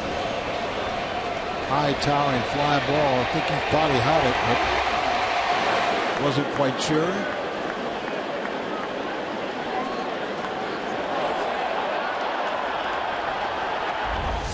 Jason Hayward. So right now with a strike on him, nobody on, third baseman Colon shifts. This is where Hayward certainly could drop down a bunt very easily. And I mentioned that Reynolds just picked up his 19th RBI. The Cardinals are 13-1 this season in games Reynolds has at least 1 RBI. So if we add that one, another one to that fine total. 0-2, a broken bat lifted into right center, drops in for a hit. And Hayward takes advantage of it. Hustling out of the batter's box. A misplay in right center. And Hayward winds up at second base. That's what Mike Matheny wants. He wants to stay aggressive on the base paths, take advantage of every little miscue. Rios doesn't pick it up cleanly, so Hayward decides to go on to second base, and he makes it safely. Even on that one, if he were thrown out, Mike Matheny would say, that's what I want you to do. You see a little miscue, then take advantage of it. It hasn't always worked this year for him, but he feels that that's one of the better ways the Cardinals can get themselves in scoring position, help to the ultimate goal of scoring more runs.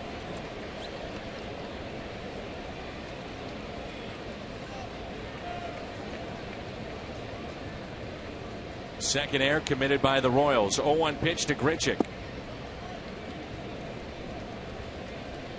We talk about hit speed and the hardest hits that are over triple digits. This one at 67 miles an hour, and it found a hole between 4 different defenders. Sometimes those are ones that are more painful for a pitcher. You'll hit it like a man. How do you hit it like a man? I think you're like a man. Got to hit it like 120 miles an hour. 120, okay. If you hit a home run, you're like, so be it. Hey, you smoked it. But the little chinks, the quails, the ones that fall in, there's the ones that drive the pitcher crazy. 1-2 pitch in the dirt. 101 pitches, and here we are batting in the 5th inning. By the way, we're going to visit with Jeff Montgomery, former closer of the Kansas City Royals, coming up next inning, working on their broadcast team. Now we'll shift over to the Royals side. Here's a 2-2 pitch. When we come back, the all-time saves leader in Royals history, Jeff Montgomery, now an analyst for Kansas City. We'll visit with Jeff when we come back.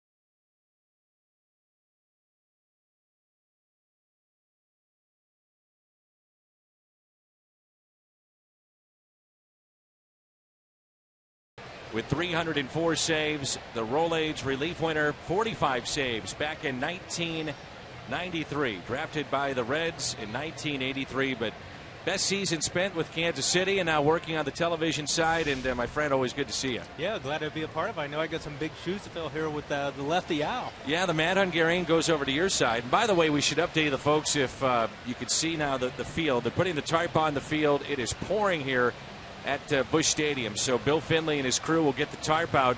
Tyler Lyons had just about finished his warm-up tosses, and a couple of raindrops fell. He looked up to the sky, and it literally started to pour. So we're going to have a slight rain delay, and so it gives us a chance to visit with you.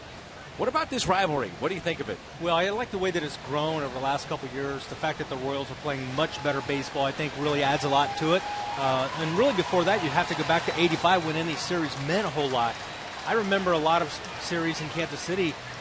The Cardinals fans would travel so well, they would come over, and there were probably at least half, maybe more than half the fans in the stands were wearing red. So it's changed a lot. Obviously, the Royals did a lot last year by going to postseason, going to the brink with Game 7 of the World Series. What was it like for the fans? I'll tell you, it was great for me as a broadcaster, so I can imagine what the fans were like. They've been 29 years waiting for that opportunity, and just to see it all happen, the city really fell in love with the Royals again. It was great to see. Yeah, and the fans are back in record numbers this year, and I know the TV ratings for Fox Sports Kansas City are the best in baseball right now. Yeah, it's been really great. I think everyone that comes out to the ballpark, they're seeing a great product. They're seeing an opportunity for a team to contend. A lot of uncertainty coming into the season after a team who wasn't expected to go to the World Series last year.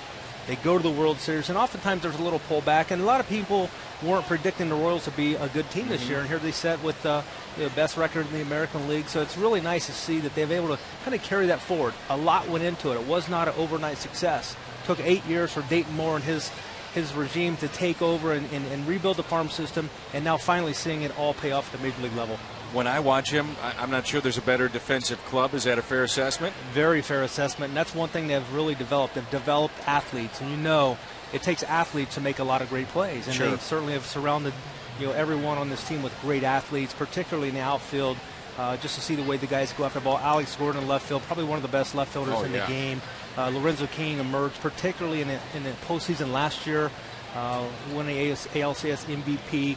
And they're just guys who feed off of each other. And when you have the athleticism, it puts you in a position to potentially make those type plays. And they do it on a consistent basis. So that's the thing that's been very important. This team built around pitching and built around defense. You were such a tremendous closer. Where would you fit in with this bullpen, which is second to none right now in the American League? I'll be honest, I don't know if I would be in the top 4 or 5 guys in this bullpen. I did it a different way. I did it with variety. I threw 4 pitches and had to throw them all for strikes, any count. These guys are power arms. They come in, everybody throws in the mid to upper 90s. Sometimes a couple of these guys crack 100 miles an hour. And just to see the dominance that they're able to display on a regular basis. And this bullpen is something that's made a big difference for the Royals over the last 4 or 5 years. And it's been not a rotating door, but it's been something where different guys have produced every season. Sure. Last year, Wade Davis, who now is one of the best relief pitchers in the American League, he was given an opportunity because of Luke Hochevar's injury. Had a Tommy John operation back in March of last year. And Hochevar, the year before, emerged as a dominant reliever after struggling as a starting pitcher. Final question. I mentioned that you were in the National League for a brief time, and you've come through St. Louis. You came through here a number of times. How about facing a guy like Ozzie Smith?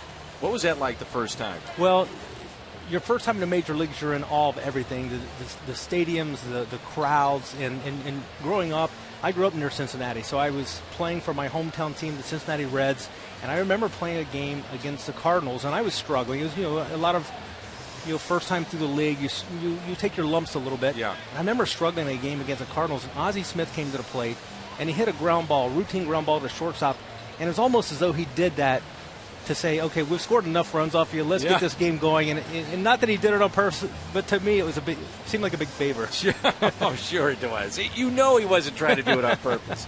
But Ozzie's such a good guy, you never know. Absolutely. Hey, great seeing you. Hopefully we get to visit during the game, too, okay? Sounds great. Let's get things right up. You got it. Jeff Montgomery, the tarp is on the field. It's a Helitech rain delay on Fox Sports Midwest. We'll send you over to Ballpark Village after this timeout.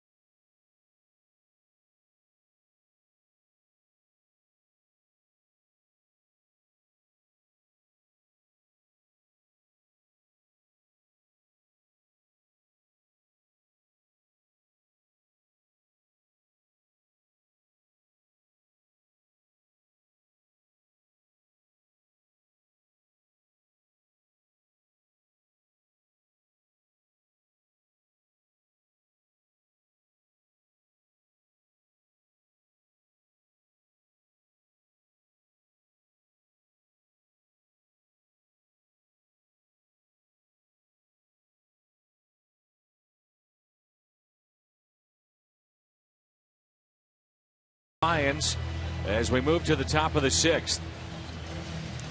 Jeff, an analyst, as I mentioned, with Kansas City, and former big league reliever, pitcher, 3-time All-Star. Tell me what you saw from this left-hander today. Well, I think it's a guy that understood the weakness of the Kansas City Royals hitters this time around. I mean, they've been struggling as far as being disciplined at the plate. He expanded the strike zone very effectively, made the Royals hitters chase a lot of pitches out of the strike zone. As a result, only 3 hits on the day for the Royals, a couple of them long balls. So Lions went out to warm up.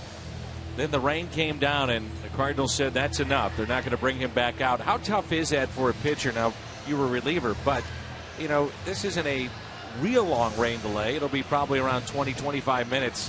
Is it that hard to be this deep in the game to warm up and then stop and then come back out? Well, everybody's different, but I think Lions, just getting called up to take the place in a rotation, he's a guy that I think he gave the Cardinals what they were looking for. They're looking for a guy that's going to come in, give them some quality innings, put them in a chance to win a ball game, turn it over to one of the best bullpens in baseball, and he's done exactly that. So I think he's given Matheny everything he wanted. So Matt Belisle, the veteran, will take over. It'll be 3, 4, and 5 for Kansas City in this lineup. Alex Rios was 0 for 2 against Lions with a pair of strikeouts. Been mentioning that Rios is coming back from injury. What are your expectations for the right fielder? Well, he's got to get his timing down. He's really struggled to get things back. He started the season on a very hot note, had things going well, then he was hit in the hand by a pitch, broke that pinky finger on his left hand, and as a result missed some time, and since he's been back, he really hasn't found that groove that he was in prior to the injury. Average now in the season at 203. Here's a 1-0 pitch. Ground ball pulled fair. Long throw for Carpenter. It's high, and it gets away from Reynolds, and Rios on his way to second base. So the tying run will be in scoring position. Both teams have committed 2 errors in this game. For Matt Carpenter, error number 6.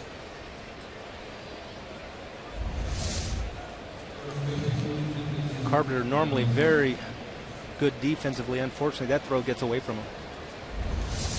So here's Kendrys Morales. A lot of people question this signing and bringing Morales to Kansas City. What's left in the tank? What kind of hitter can he be? He has been everything and then some for Kansas City. He's been great. Billy Butler, longtime designated hitter for the Royals, one of the best right-handed hitters in Royals history, signs a free agent deal with the Oakland A's, and as a result, Kendrys Morales steps in, and he stepped in a big way, both from a power and an average standpoint, driving in a lot of runs.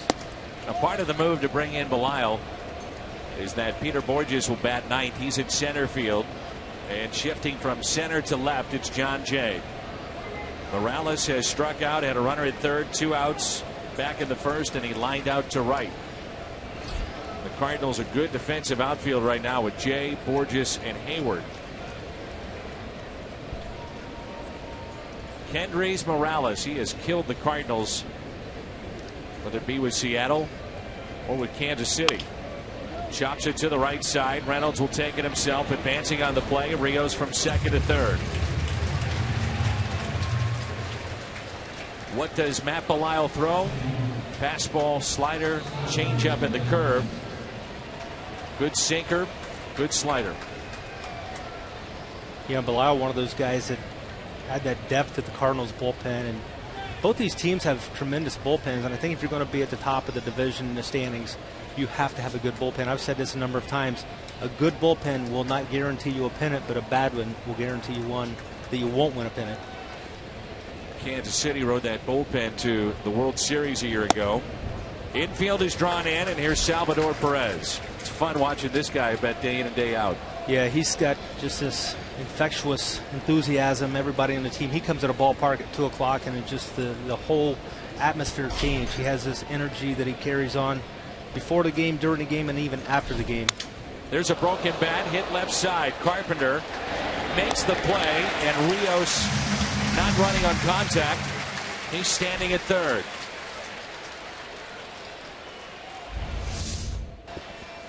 It's one of those situations where the Royals have not been good over the last 2 to 3 weeks in getting runners in when they're in scoring position, particularly runners at third less than 2 outs. Should he have scored on that play? Probably not. Alex Rios has good speed, but not great speed. I don't think you want to take a chance with the middle part of that lineup coming up. That bat was shattered in about 5 or 10 different pieces. Rain delay was 24 minutes. Here's Alex Gordon, who is homered today. Took a hanging breaking ball from Lyons, put it into seats and right, and then was robbed by Mark Reynolds on a good defensive play. And that was back in the 4th. They'll pitch around Gordon here and deal with Christian Colon. Alex Gordon, we saw his arm last night. Love watching Jason Hayward play every day in right. I'm sure that you love watching Gordon play defense every day in left. Yeah, Gordon does something different. A converted third baseman now in left field, and he's just a guy that goes out every day. He works hard, prepares himself, and you can tell there's a former infielder in him, the way he plays the outfield. He makes that exchange so quickly and is able to make some plays that other outfielders maybe have not been forced to make as a result of not playing infield earlier in their career. Just uncomfortable at third base? I don't know what it was. I think third base really took a lot away from him as far as the offensive side, and as a result he carried it into the field at times, and he played good defense on third, but he's a totally different hitter now that he's playing left field. So 2 outs, runners at first and third. That's the voice of Jeff Montgomery, the former all-star closer for the Royals, working as an analyst for Kansas City. And here's Colon. He could tie it up or put the Royals on top.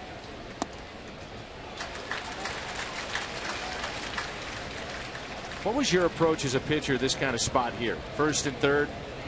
Well, I think you have to look at the situation. I think that's one thing that can separate maybe good and above average relief pitchers. They understand the situation they're pitching to, and you have to be able to slow the game down a little bit and figure out what you're going to do. But you always have an open base, so you have to pitch accordingly. Whenever you have a hitter like Omar Infante on deck who's really struggled with the bat, then maybe you want to be a little selective on what you're going to throw here to Christian Colon. Colon is a Royals former #1 draft choice, doesn't play a lot, but when he plays, he's a guy that always finds a way to do things right. He's got great baseball instincts, and wouldn't be surprised if he's able to do something special. 0-2 pitch. Check swing. Got him. Slider, fastball, then the slider. Got him to expand the zone, as Jeff talked about. Royals strand 2.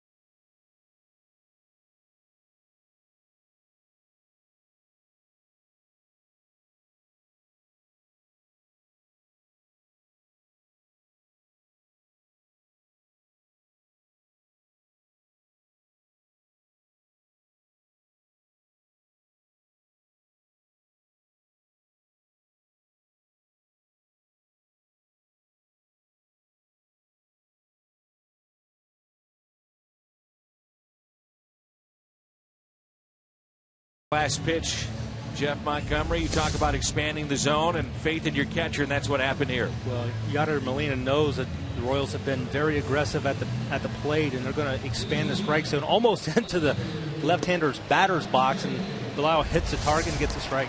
I don't know if I've ever seen him set up that far outside to accentuate the point, but he did there. And now Franklin Morales takes over, left-hander. Archevy called to the pen. 25th appearance for Kansas City. He's done a nice job for the Royals, a guy that signed late. He was one of the last guys to make the roster in spring training camp, but he's been very effective coming in. And a lot of times he comes in with runners on base. I think he's stranded maybe 9 out of 10 base runners he's inherited, but coming in here to start the inning, he'll pitch effectively inside, especially to left-handed batters. 1.82, the collective ERA, the bullpen of Kansas City, and that is the best in baseball.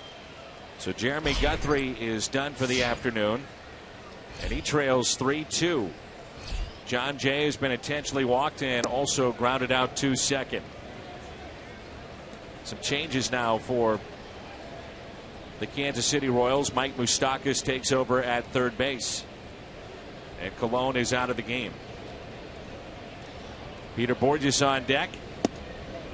2 balls, no strikes. If you're Ned Yost, can you go to your bullpen, though, too much, meaning you wear them out?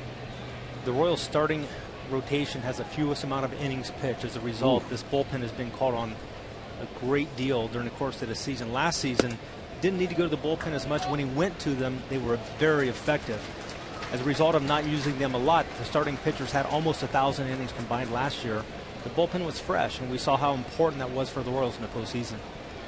I don't blame them. I'd want to go to this bullpen too, but you have the long haul of 6 months and trying to keep guys fresh for October and maybe into November this year, as the World Series potentially could bleed over into the month of November. 3 balls and 1 strike here on John Jay.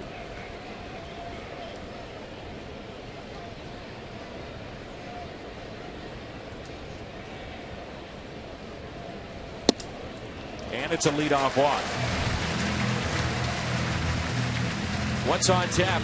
Kansas City, St. Louis in game number 3 tomorrow, presented by Budweiser. Will come your way at 12:30. Chris Young against John Lackey. 2 veterans, right-handers, squaring off in game number 3. Chris Young, we saw him with the San Diego Padres. Big guy, great basketball player. We know the background, but man, what a career he's had as a pitcher. Well, he really has. He's healthy now, and he's a guy that kind of does it not by the book. He pitches to contact up in the strike zone, gets a lot of fly balls, but he also has the ability to pitch down under the bats with his slider. So he's a guy that is very untraditional but has great results. See what the Cardinals want to do here with the speed of Borges at the plate. You've got John Jay and Borges trying to bunt. I want to go back to Yadier Molina and Salvador Perez, the 2 best catchers arguably in baseball defensively. And from a pitcher's perspective, just the faith that you put in to your catcher and what he's putting down as the signs, and just having that relationship with the catcher. Well, that's something that normally you're going to find out fairly quickly early in your career if you click with a particular catcher or not. I know Mike McFarland, for example, was a catcher I had with the Royals. He and I just clicked immediately, and it just, you know, a guy that you're very confident in, you're very comfortable when he's behind the plate. Salvador Perez has really done a nice job with this Royals staff, both the relief guys and the guys the starting rotation. So he's earned that. Early in his career, he established that he's going to be a very good guy behind the plate. He's great at throwing runners out. So as a result, there's a great rapport between him and his staff. 0-2. If you know the guy's bunting, which in this case Morales knows, what do you do as a pitcher? I want to get an out. I want to, if he's going to give me an out, I want to take that out somewhere. I want to make sure that he's going to get the ball down. I'm going to hopefully have an opportunity to throw a guy out of second base. If not, I'm going to take the out. Most of the time I was pitching late in the games, 8th and 9th inning, and anytime you get closer to that final out of the game, the better you are. 0-2 the count on Peter Borges. And he does get the bunt down. Morales has to hurry up because of the speed of Peter, and he gets the out. So bunting with 2 strikes. And in scoring position, John Jay. Were you a good bunter? I had a lot of chance to practice bunting. I never had a chance to execute in the game. I only had 2 at-bats in my career, but when I was pitching in the minor leagues, I did. And one thing you have to do as a bunter, you have to get the bat out in front. You have to see the ball make contact with the bat. And that's one thing Borges did a really nice job of, and he has it back there. I want to talk about this situation here. Colton Wong singled on an 0-2 pitch back in the first, then stole his 5th base of the season. Tripled to right center and scored, and then lined out a hard out to right field and Alex Rios.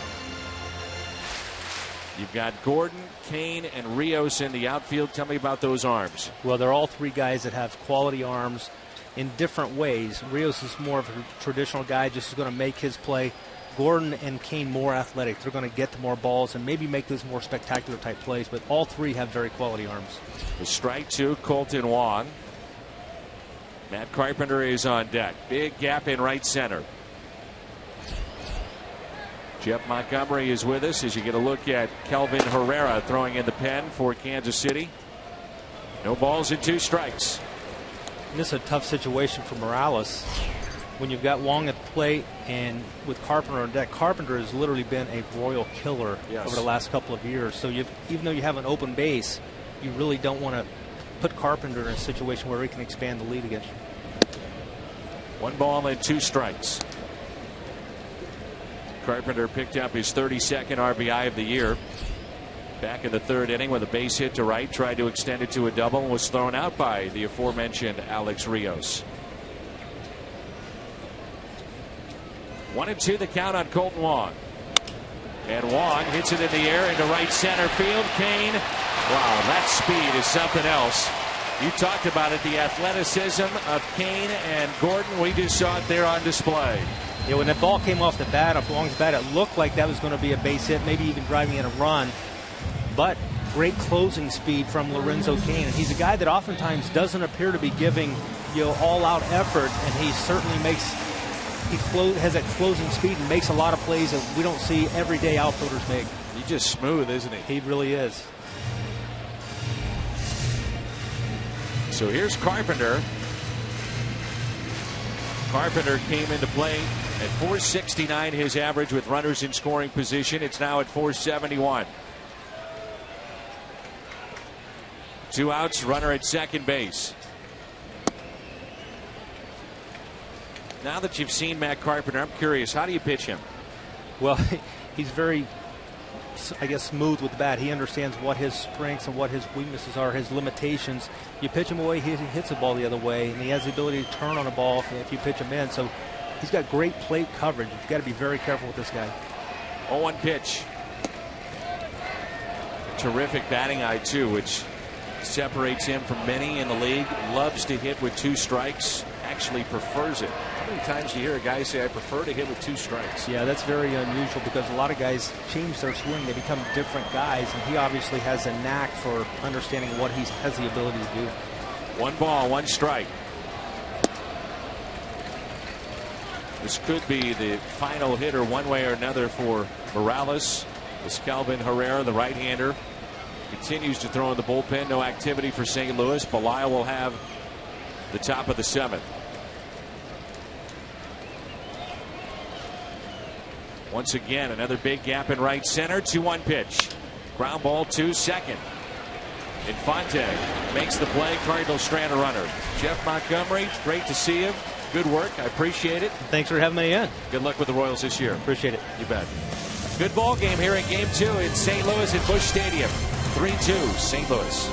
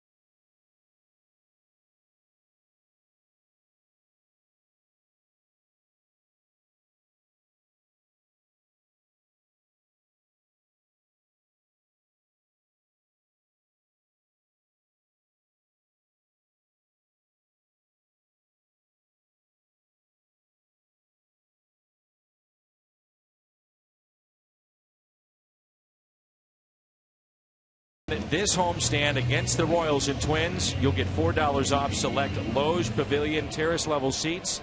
July 1st game against the White Sox, July 2nd against the Padres. This could add and lead to a discount as high as $20, which means free tickets. Cardinals are 1-0. Visit cardinals.com/win. They've been very good on those promotions. Great discounted seats. Omar Infante reached on an error and grounded out to third. Belisle pitched around the Carpenter error in the top of the 6th. The key strikeout of Christian Colon.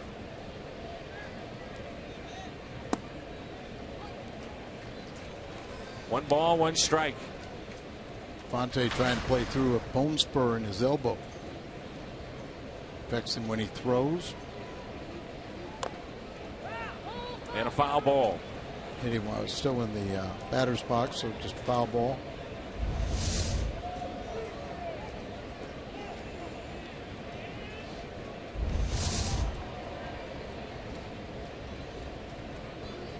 Chris Young, John Lackey tomorrow. Lackey coming off a tough start in Colorado.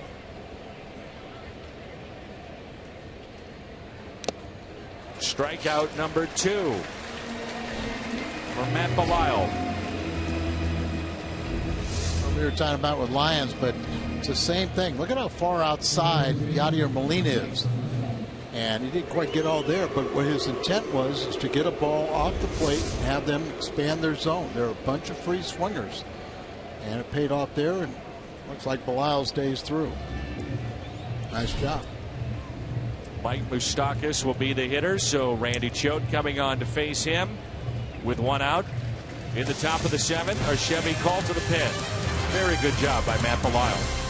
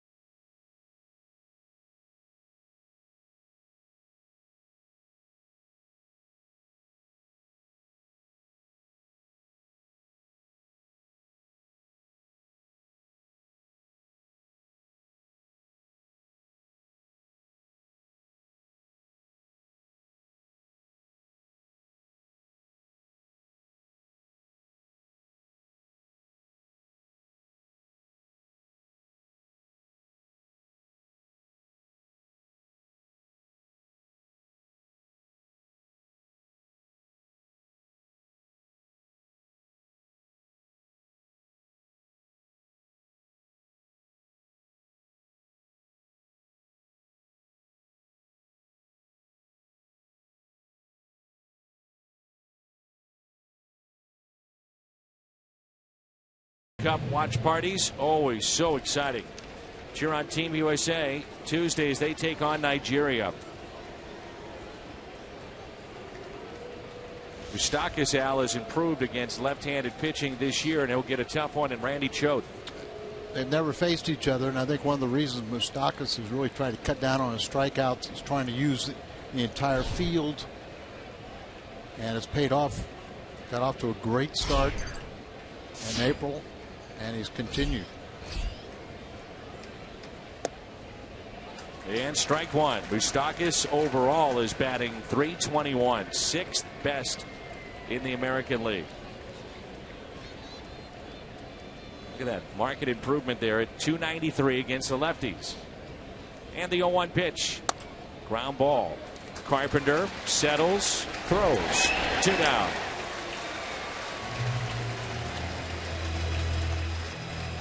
That'll be it for Randy Choate. Tonight it's baseball night in America. Returns to Fox and El Central Showdown. Reds and Cubs coverage begins at 6 only on Fox. So Randy Choate gets Moustakas, and Seth Maness will come on when we come back.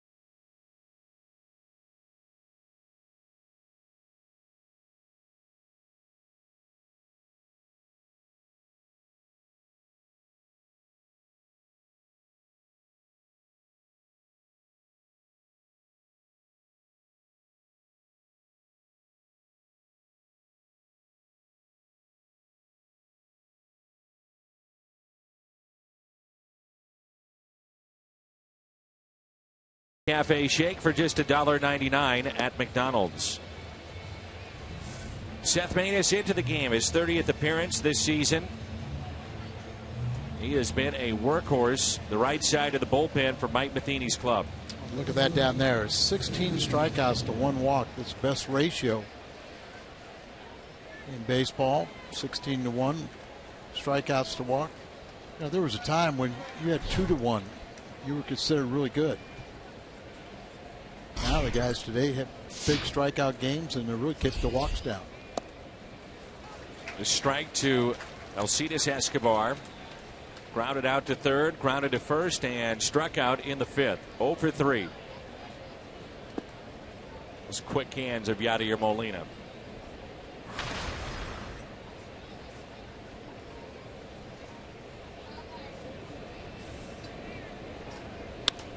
One is in the air. Long way to go for Hayward. In foul ground, he makes the play. Maness gets Escobar. Time to stretch. 3-2.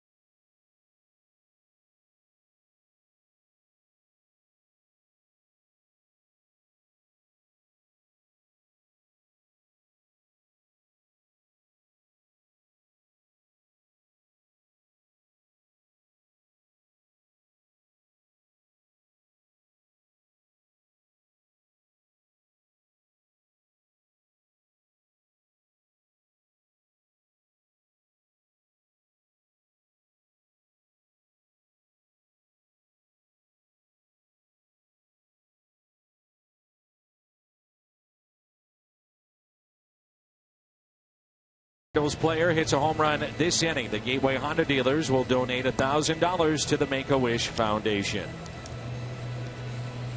Kelvin Herrera. This guy is a hard-throwing right-hander. At one point, back in 2012, he had a fastball that registered at 103. His average velocity back in 2012 was 98.5. Making his 25th appearance for the Kansas City Royals. And Johnny Peralta will be the leadoff man here in the home half of the 7th, followed by Reynolds and Molina. Part of that three-headed monster that would shut down 7, 8, 9 for the Royals. Still statistically have the best ERA in all of baseball. The Cardinals are number 2 with relief pitching. Last year, Herrera appeared in 70 games, 4-3 run loss record, a 1.41 ERA. Does not give up home runs. He had a homerless streak. Hopefully I jinxed it. Kane puts it away on the track, but he had a homerless streak that reached 105 1/3 innings. That was snapped back on May 5th of this year. It was started in late July of 2013. Peralta gave it a ride, and that's out number 1. Seems like it's kind of a tough sky now. Really sunny. Doesn't have the glasses down, but he checked the wall, knew where he was, and hauls it in. Here's Mike Reynolds, who is homered. It was his first home run since May 19th, number 228 of his career. Cardinals are 13-1 this year when he records an RBI. 2 for 3 today. Takes a pitch up and in.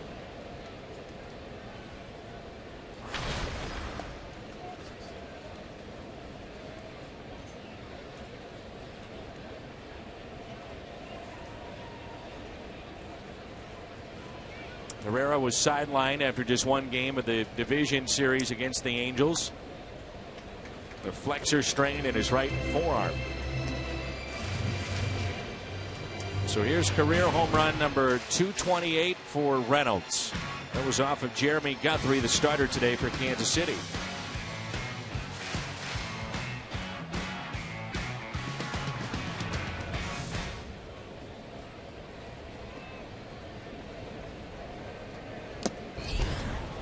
Strikeout for Herrera, his first of the afternoon.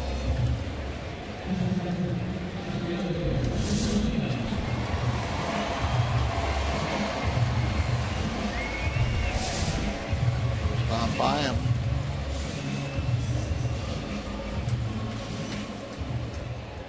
Molina is 2 for 3 today. The shadows at this time in the afternoon, as we approach 6 o'clock in the Central, do become a factor here at Busch Stadium, and in particular with a right fielder. I think we may have seen that with the ball that Jason Hayward caught to end last inning. I think you're right on that one. Right field becomes a very tough sun field. Give you a little idea what you're looking up into.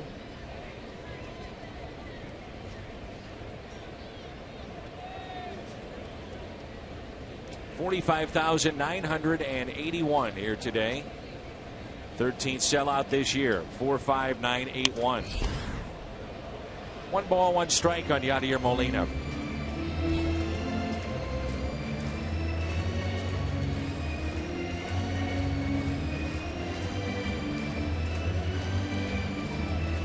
I was talking with Ed Easley before the game today, and the impact that Yadier Molina and Mike Matheny have had on Ed, who's only been with us for a brief time. What a great story he is. There's a look at Ed. 3 years at Mississippi State.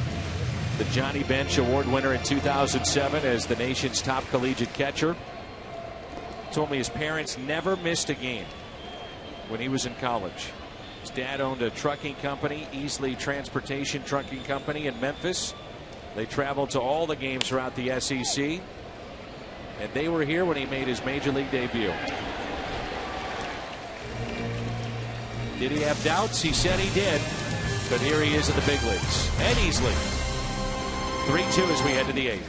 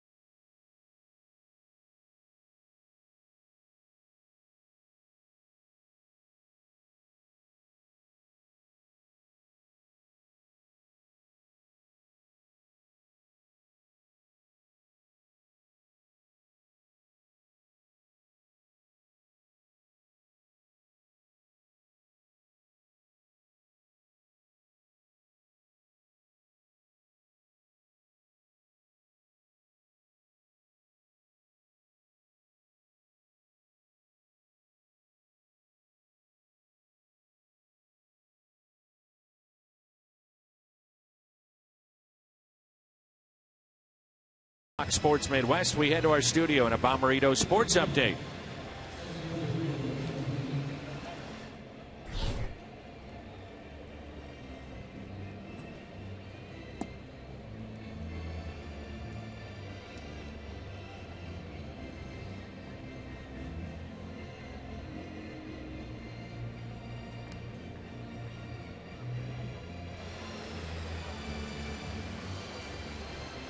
So 10 in a row for Toronto. Mazda game summary. The Cardinals leading 3-2. Guthrie the starter for Kansas City. Lyons the starter for St. Louis. 24-minute rain delay now up to the bullpens.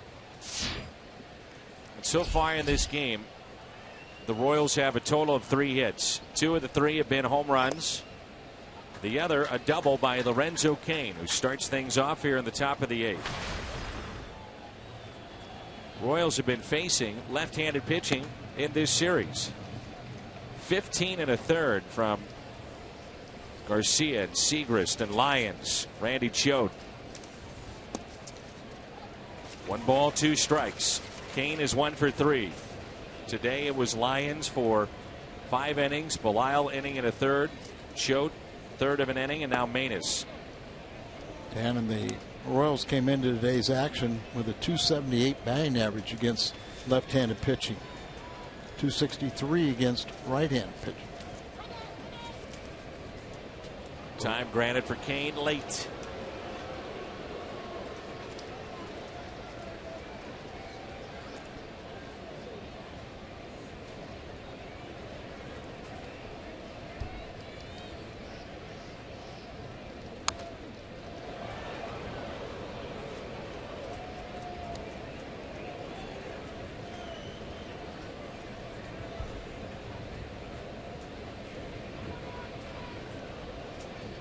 The 2-2, a check swing.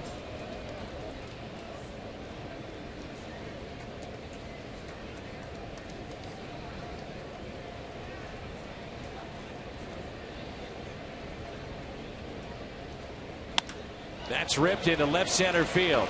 And a leadoff base hit for Lorenzo Cain. Friday, July 3rd, relive the excitement of the 1982 season. 25,000 fans ages 16 and older received their very own wearable 1982 World Series Championship replica ring. Stay in your seat after the game. Fireworks presented by Cooper Tires. Get your tickets at cardinals.com/promotions. Cain with his 11th stolen base back in the first. Now it's Alex Rios. He is not running. Started towards second base, then stopped.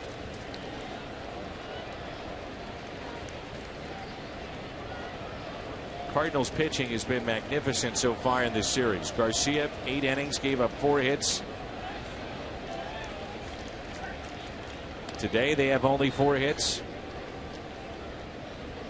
Rios has struck out the man at third and 1 out in the first. Struck out looking in the third. Reached on a Matt Carpenter error in the 6th.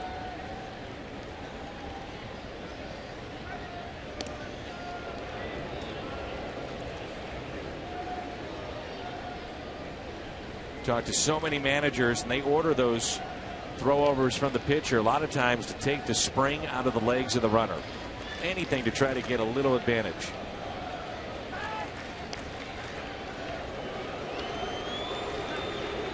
Slows down the game, but managers feel it's so important to stop that running game. Seth, because he's very quick, good athlete, quick feet, really gives a catcher a real good shot to throw out a base stealer. So Molina glances into the Cardinals dugout. Matheny flashes the signs. Molina puts down his signs. Not running, foul back. 1 ball, 1 strike. Also seen Molina a lot of times, once he looks back to the pitcher, he'll take a look up at the hitter to see if he's peeking. So there it is, looking into the dugout.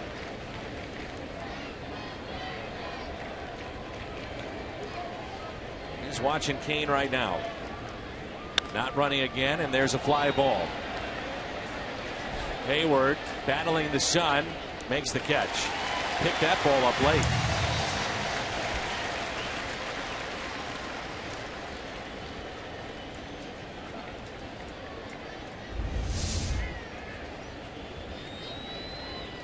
Saw the ball go up, and I think, like you said, he's looking right into the sun, and then I think he located it and then came in and made an easy catch. But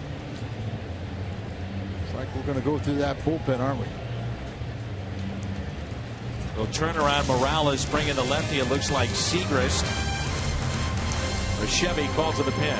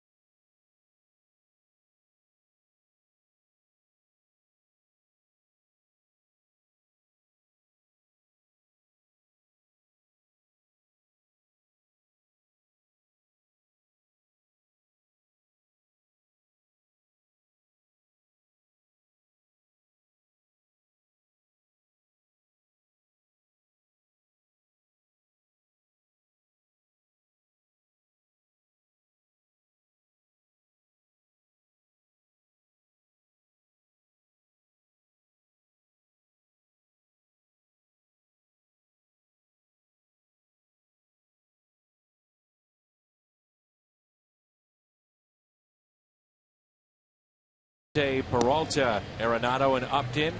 It's presented by DraftKings. Go to DraftKings.com, enter promo code CARDS. Kevin Segrist has been outstanding here as of late. 31st appearance, the ERA under 2. An opponent's hitting just .210 against him. So the Cardinals elect to turn Morales around. He'll hit from the right side. In terms of power, that's his lesser side, with the 7 home runs, 6 of it as a left-handed batter. 27 RBIs from the other side of the plate, 14 from this side. He's grounded into 7 double plays this year.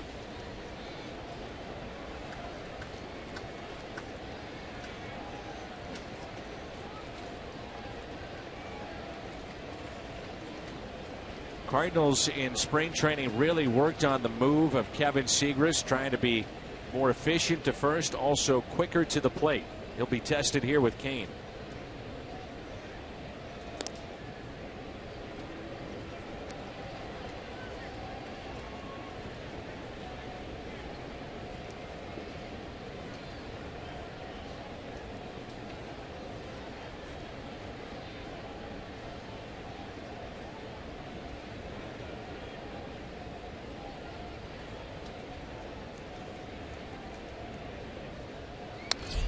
Strike one on Morales, who struck out in the first.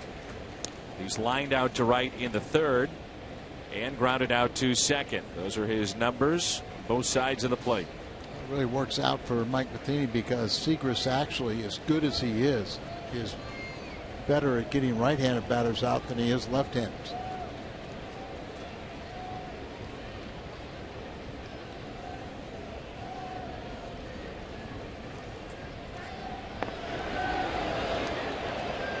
Talk to the Cardinals as to why that is. Good fastball working from the third base side of the rubber. He's able to get in on right-handers with a mid-90s fastball, and then that slider just bearing down and in on right-handers.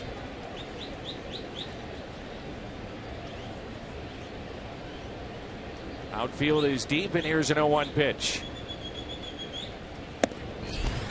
0-2. 95.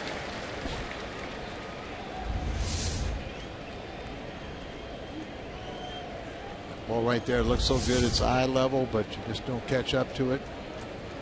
Not the best you get is the pop up. Royals have struck out 8 times already here today.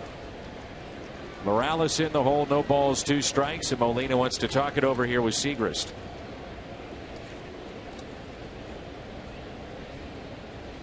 Some of their guys it's tough to walk. Something the Cardinals would like to do more of.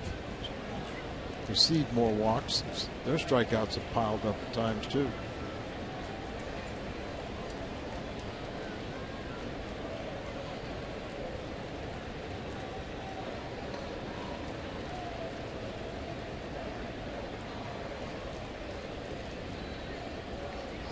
A lot of room to the right side with Reynolds holding, and Wong is near the bag at second. 0-2 pitch.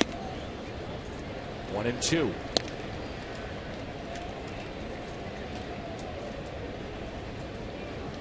Matt Carpenter is guarding the line at third.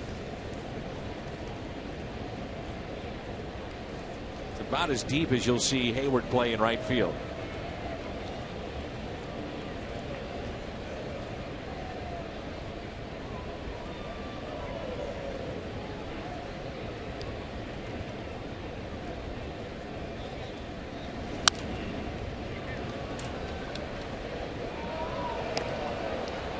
Seen Morales go the other way, and as hard as Segrist is throwing, you just see him punch that ball through the right side. Looked like that's what he was trying to do on the previous pitch.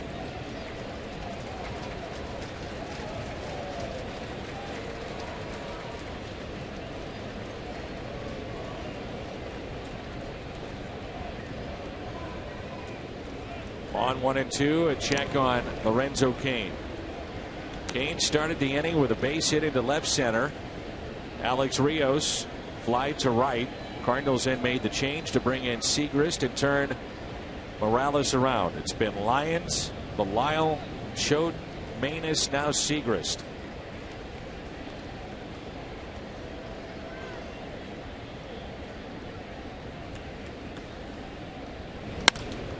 Hits it to right.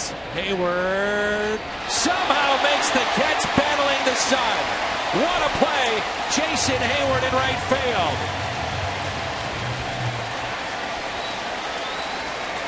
I guess that's a pretty good example of the sun field. 2-time Gold Glove winner, won his second one last year, and he's battling the sun, and I think it's going to end up right here. In my glove. He had no idea where that ball was. Just took a guess and guessed right. You talk about a hopeless feeling. They win in the sun here. I think it's going to come out there. may have saved the game for the Cardinals. And Cosma, double switch. Again, the Cardinal closer. So Segrist gets his man, but not without some excitement. Rosenthal coming in with 2 outs here in the 8th.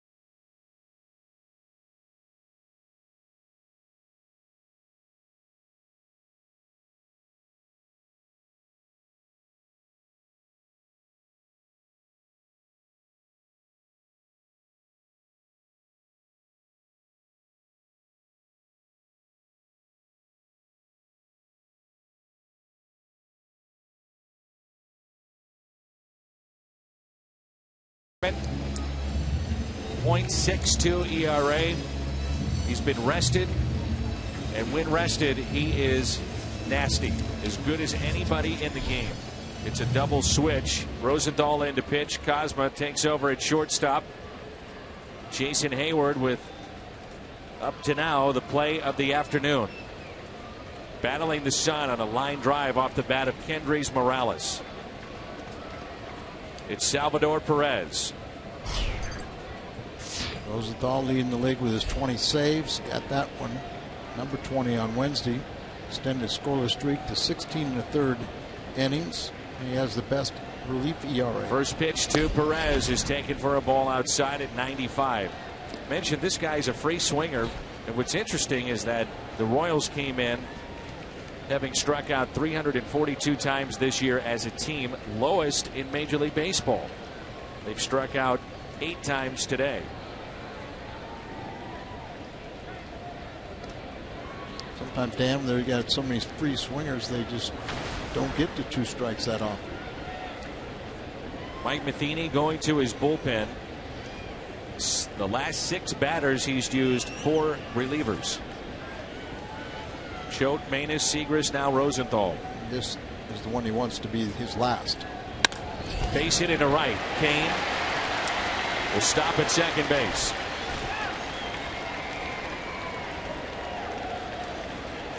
Tying run in scoring position. Alex Gordon. I have a feeling he's thinking about going the opposite field, but stays up, and look at that swing. That was designed to go to the opposite field. Got on top of it, hit the line. Pinch runner Jared Dyson, great speed, will run for Perez.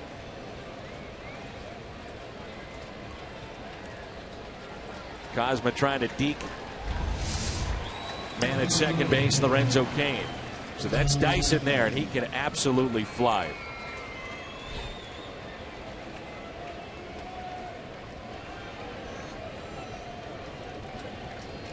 Alex Gordon against Trevor Rosenthal.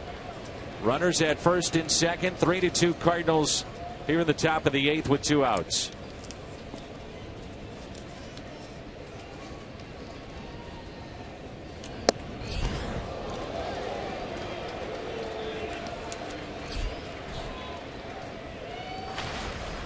Gordon with a home run in the second inning.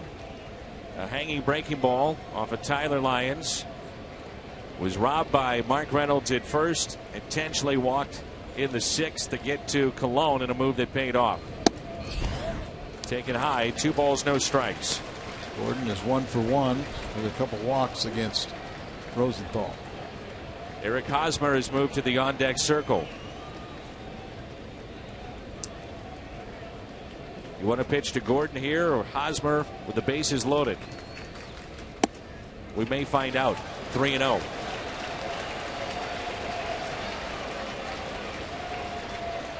Will Ned Yost turn him loose on a 3-0 pitch from the hard-throwing right-hander?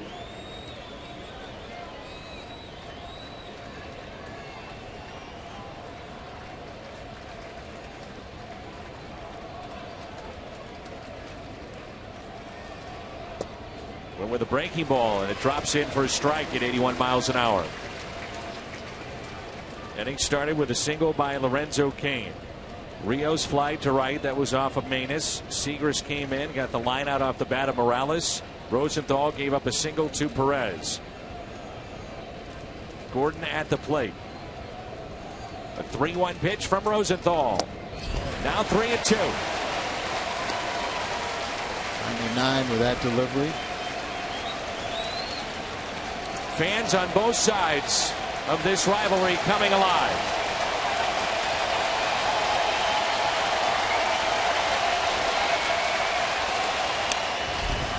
Popped up.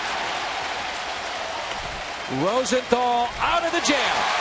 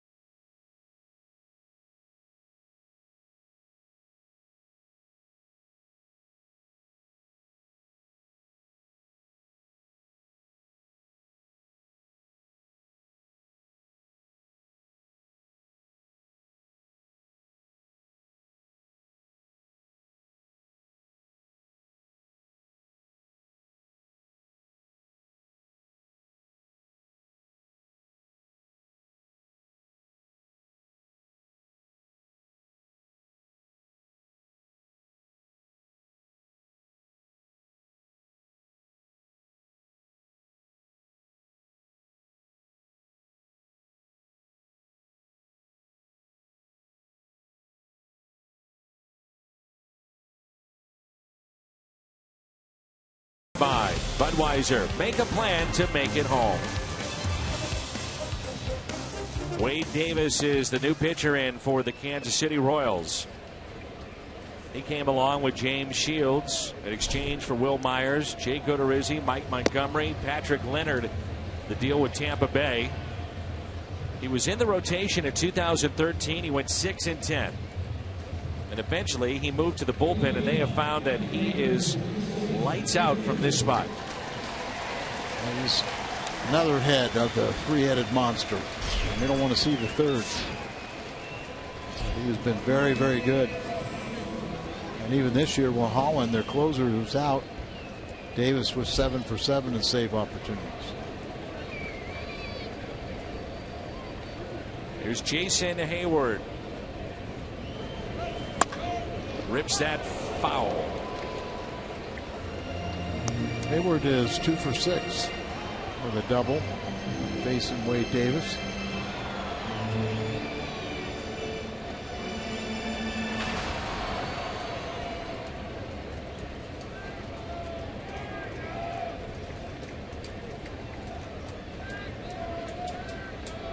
Here's the 0-1 pitch. With one strike, they shift on Hayward. Wade Davis is the nephew of Jody Davis. You may remember him with the Chicago Cubs.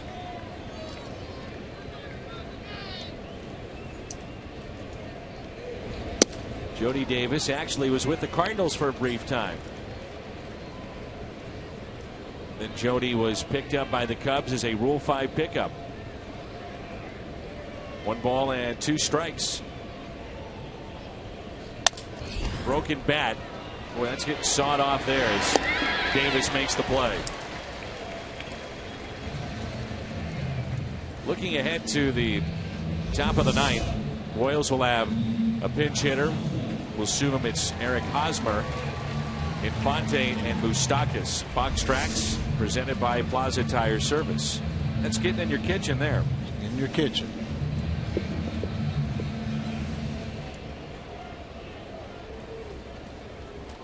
Here's Pete Kozma. Pete trying to break an 0 for 15.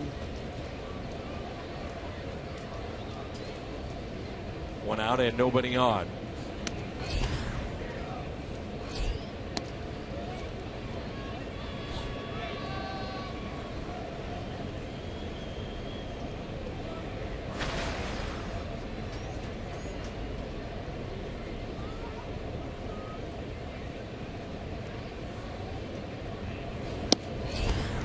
Two and 0.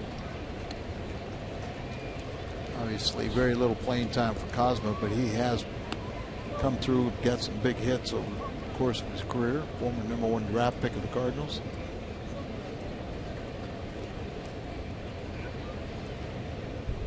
And he played on several, was a starting shortstop on several postseason teams.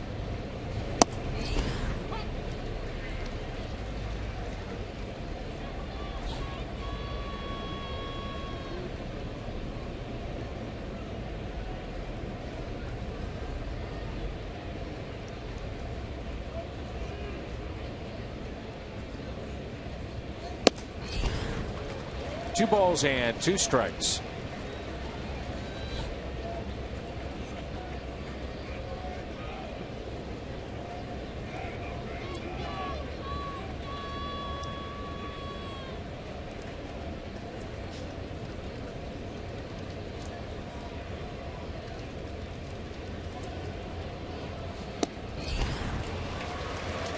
Two down.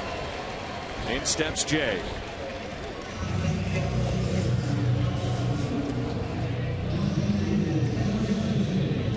John Jay intentionally walked in the second, rounded out 2 seconds in the 4th, and walked against Franklin Morales in the 6th.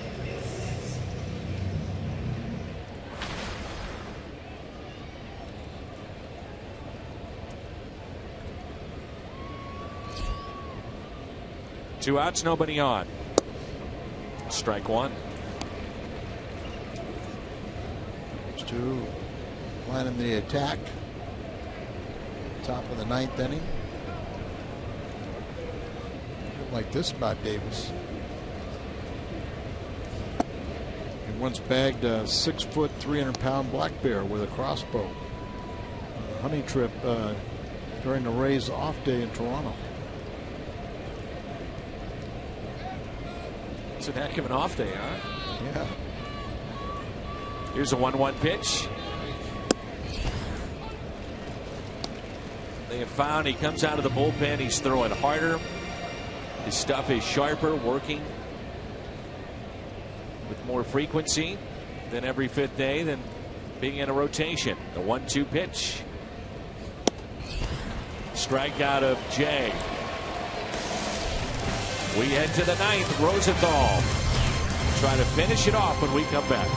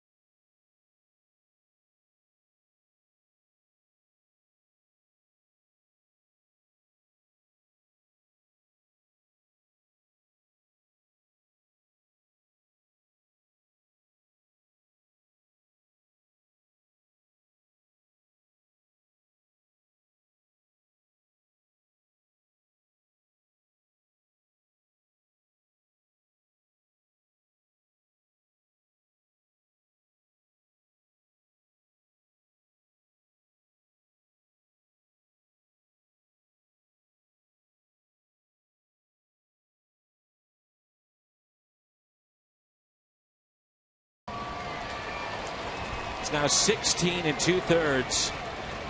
Scoreless inning streak. Longest active streak right now in baseball for Trevor Rosenthal. He got the final out in the top of the 8th, and here is Eric Hosmer. Fastball and a strike at 96. It'll be Hosmer, the pinch hitter here. Then Infante and Moustakas. Hosmer 1 for 2 off of Trevor. No balls, 2 strikes. There's been a great energy in the ballpark all series long with the fans that have traveled east to St. Louis from Kansas City. Big crowds. And here's an 0-2 pitch to Hosmer. Puts the ball in play. Slowly hit. 1 away. This copyrighted telecast is presented by the authority of the St. Louis Cardinals. It may not be reproduced or retransmitted in any form, and the accounts and descriptions of this game may not be disseminated without the express written consent of the St. Louis Cardinals. No, be ready. Mike yelled about being ready, and all of a sudden Carpenter guarding the line and came in a few steps for Infante.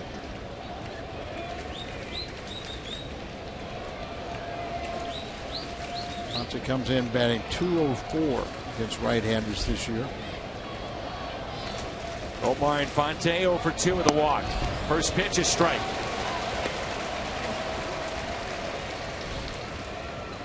One for 1 with a double off of Trevor Rosenthal.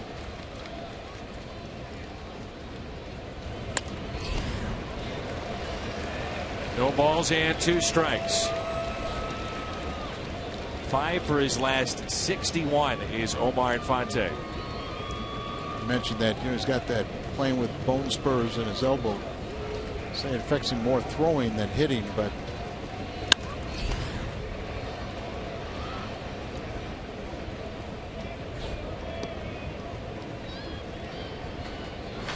to have that taken care of in the offseason. 2 closers in the National League with 19 saves behind Rosenthal's 20. That's Storn and Melanson. 0-2 pitch. Got him. 2 down. See Molina set up and accentuate the point outside. This is the 3rd time he has done this today. I mean, he's a foot outside. He's in the left side of the batter's box now.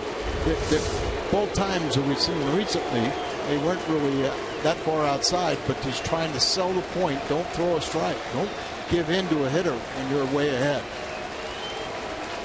2 outs, nobody on. Here's Moustakas. Cardinals looking for win number 41.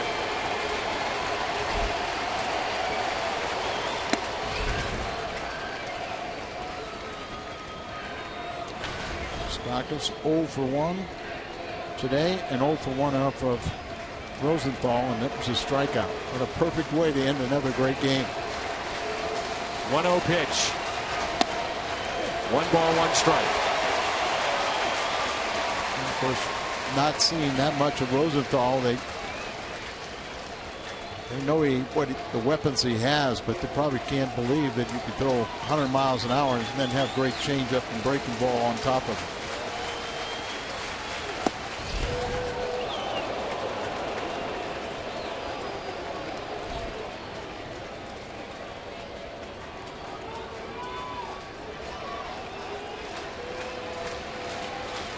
A year ago at this time, Moustakas was hitting so poorly they went back to AAA. 2-2. Since he came back, second half, he was a real force defensively and hit so much better. And he's been one of the top hitters in the league this year.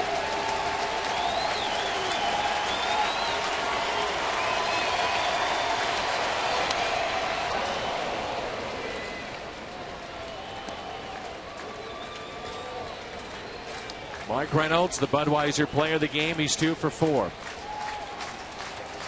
This crowd is alive.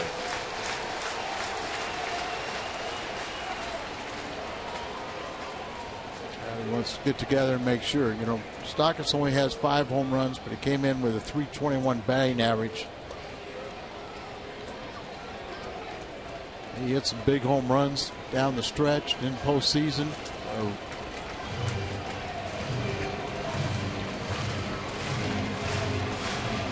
where, you know, you usually want to keep the ball away from the guy.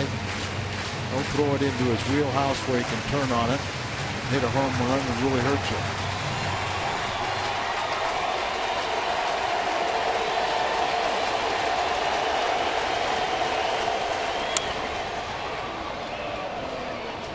Still 2-2. Now he set up outside. No more of the plate, but he just hooked it foul.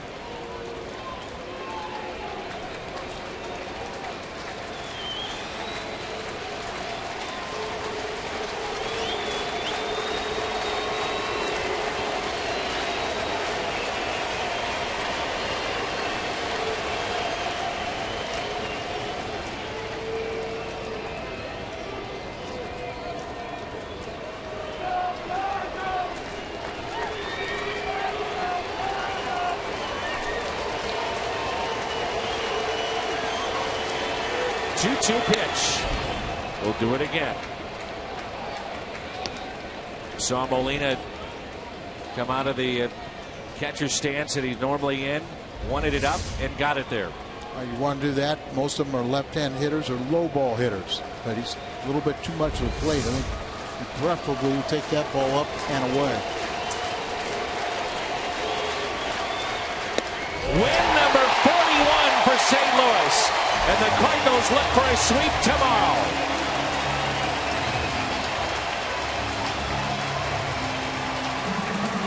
Cardinals win this series here, but they got one more big game to go. How about the great pitching today, timely hitting, another great win for the Cardinals with such a depleted roster. They keep on doing it with mirrors, but they're doing it as a team. The Cardinals have swept Kansas City one time at home. That was back in 2002 in a 3-game series then. They'll be going for a sweep tomorrow. Post-game show comes your way next.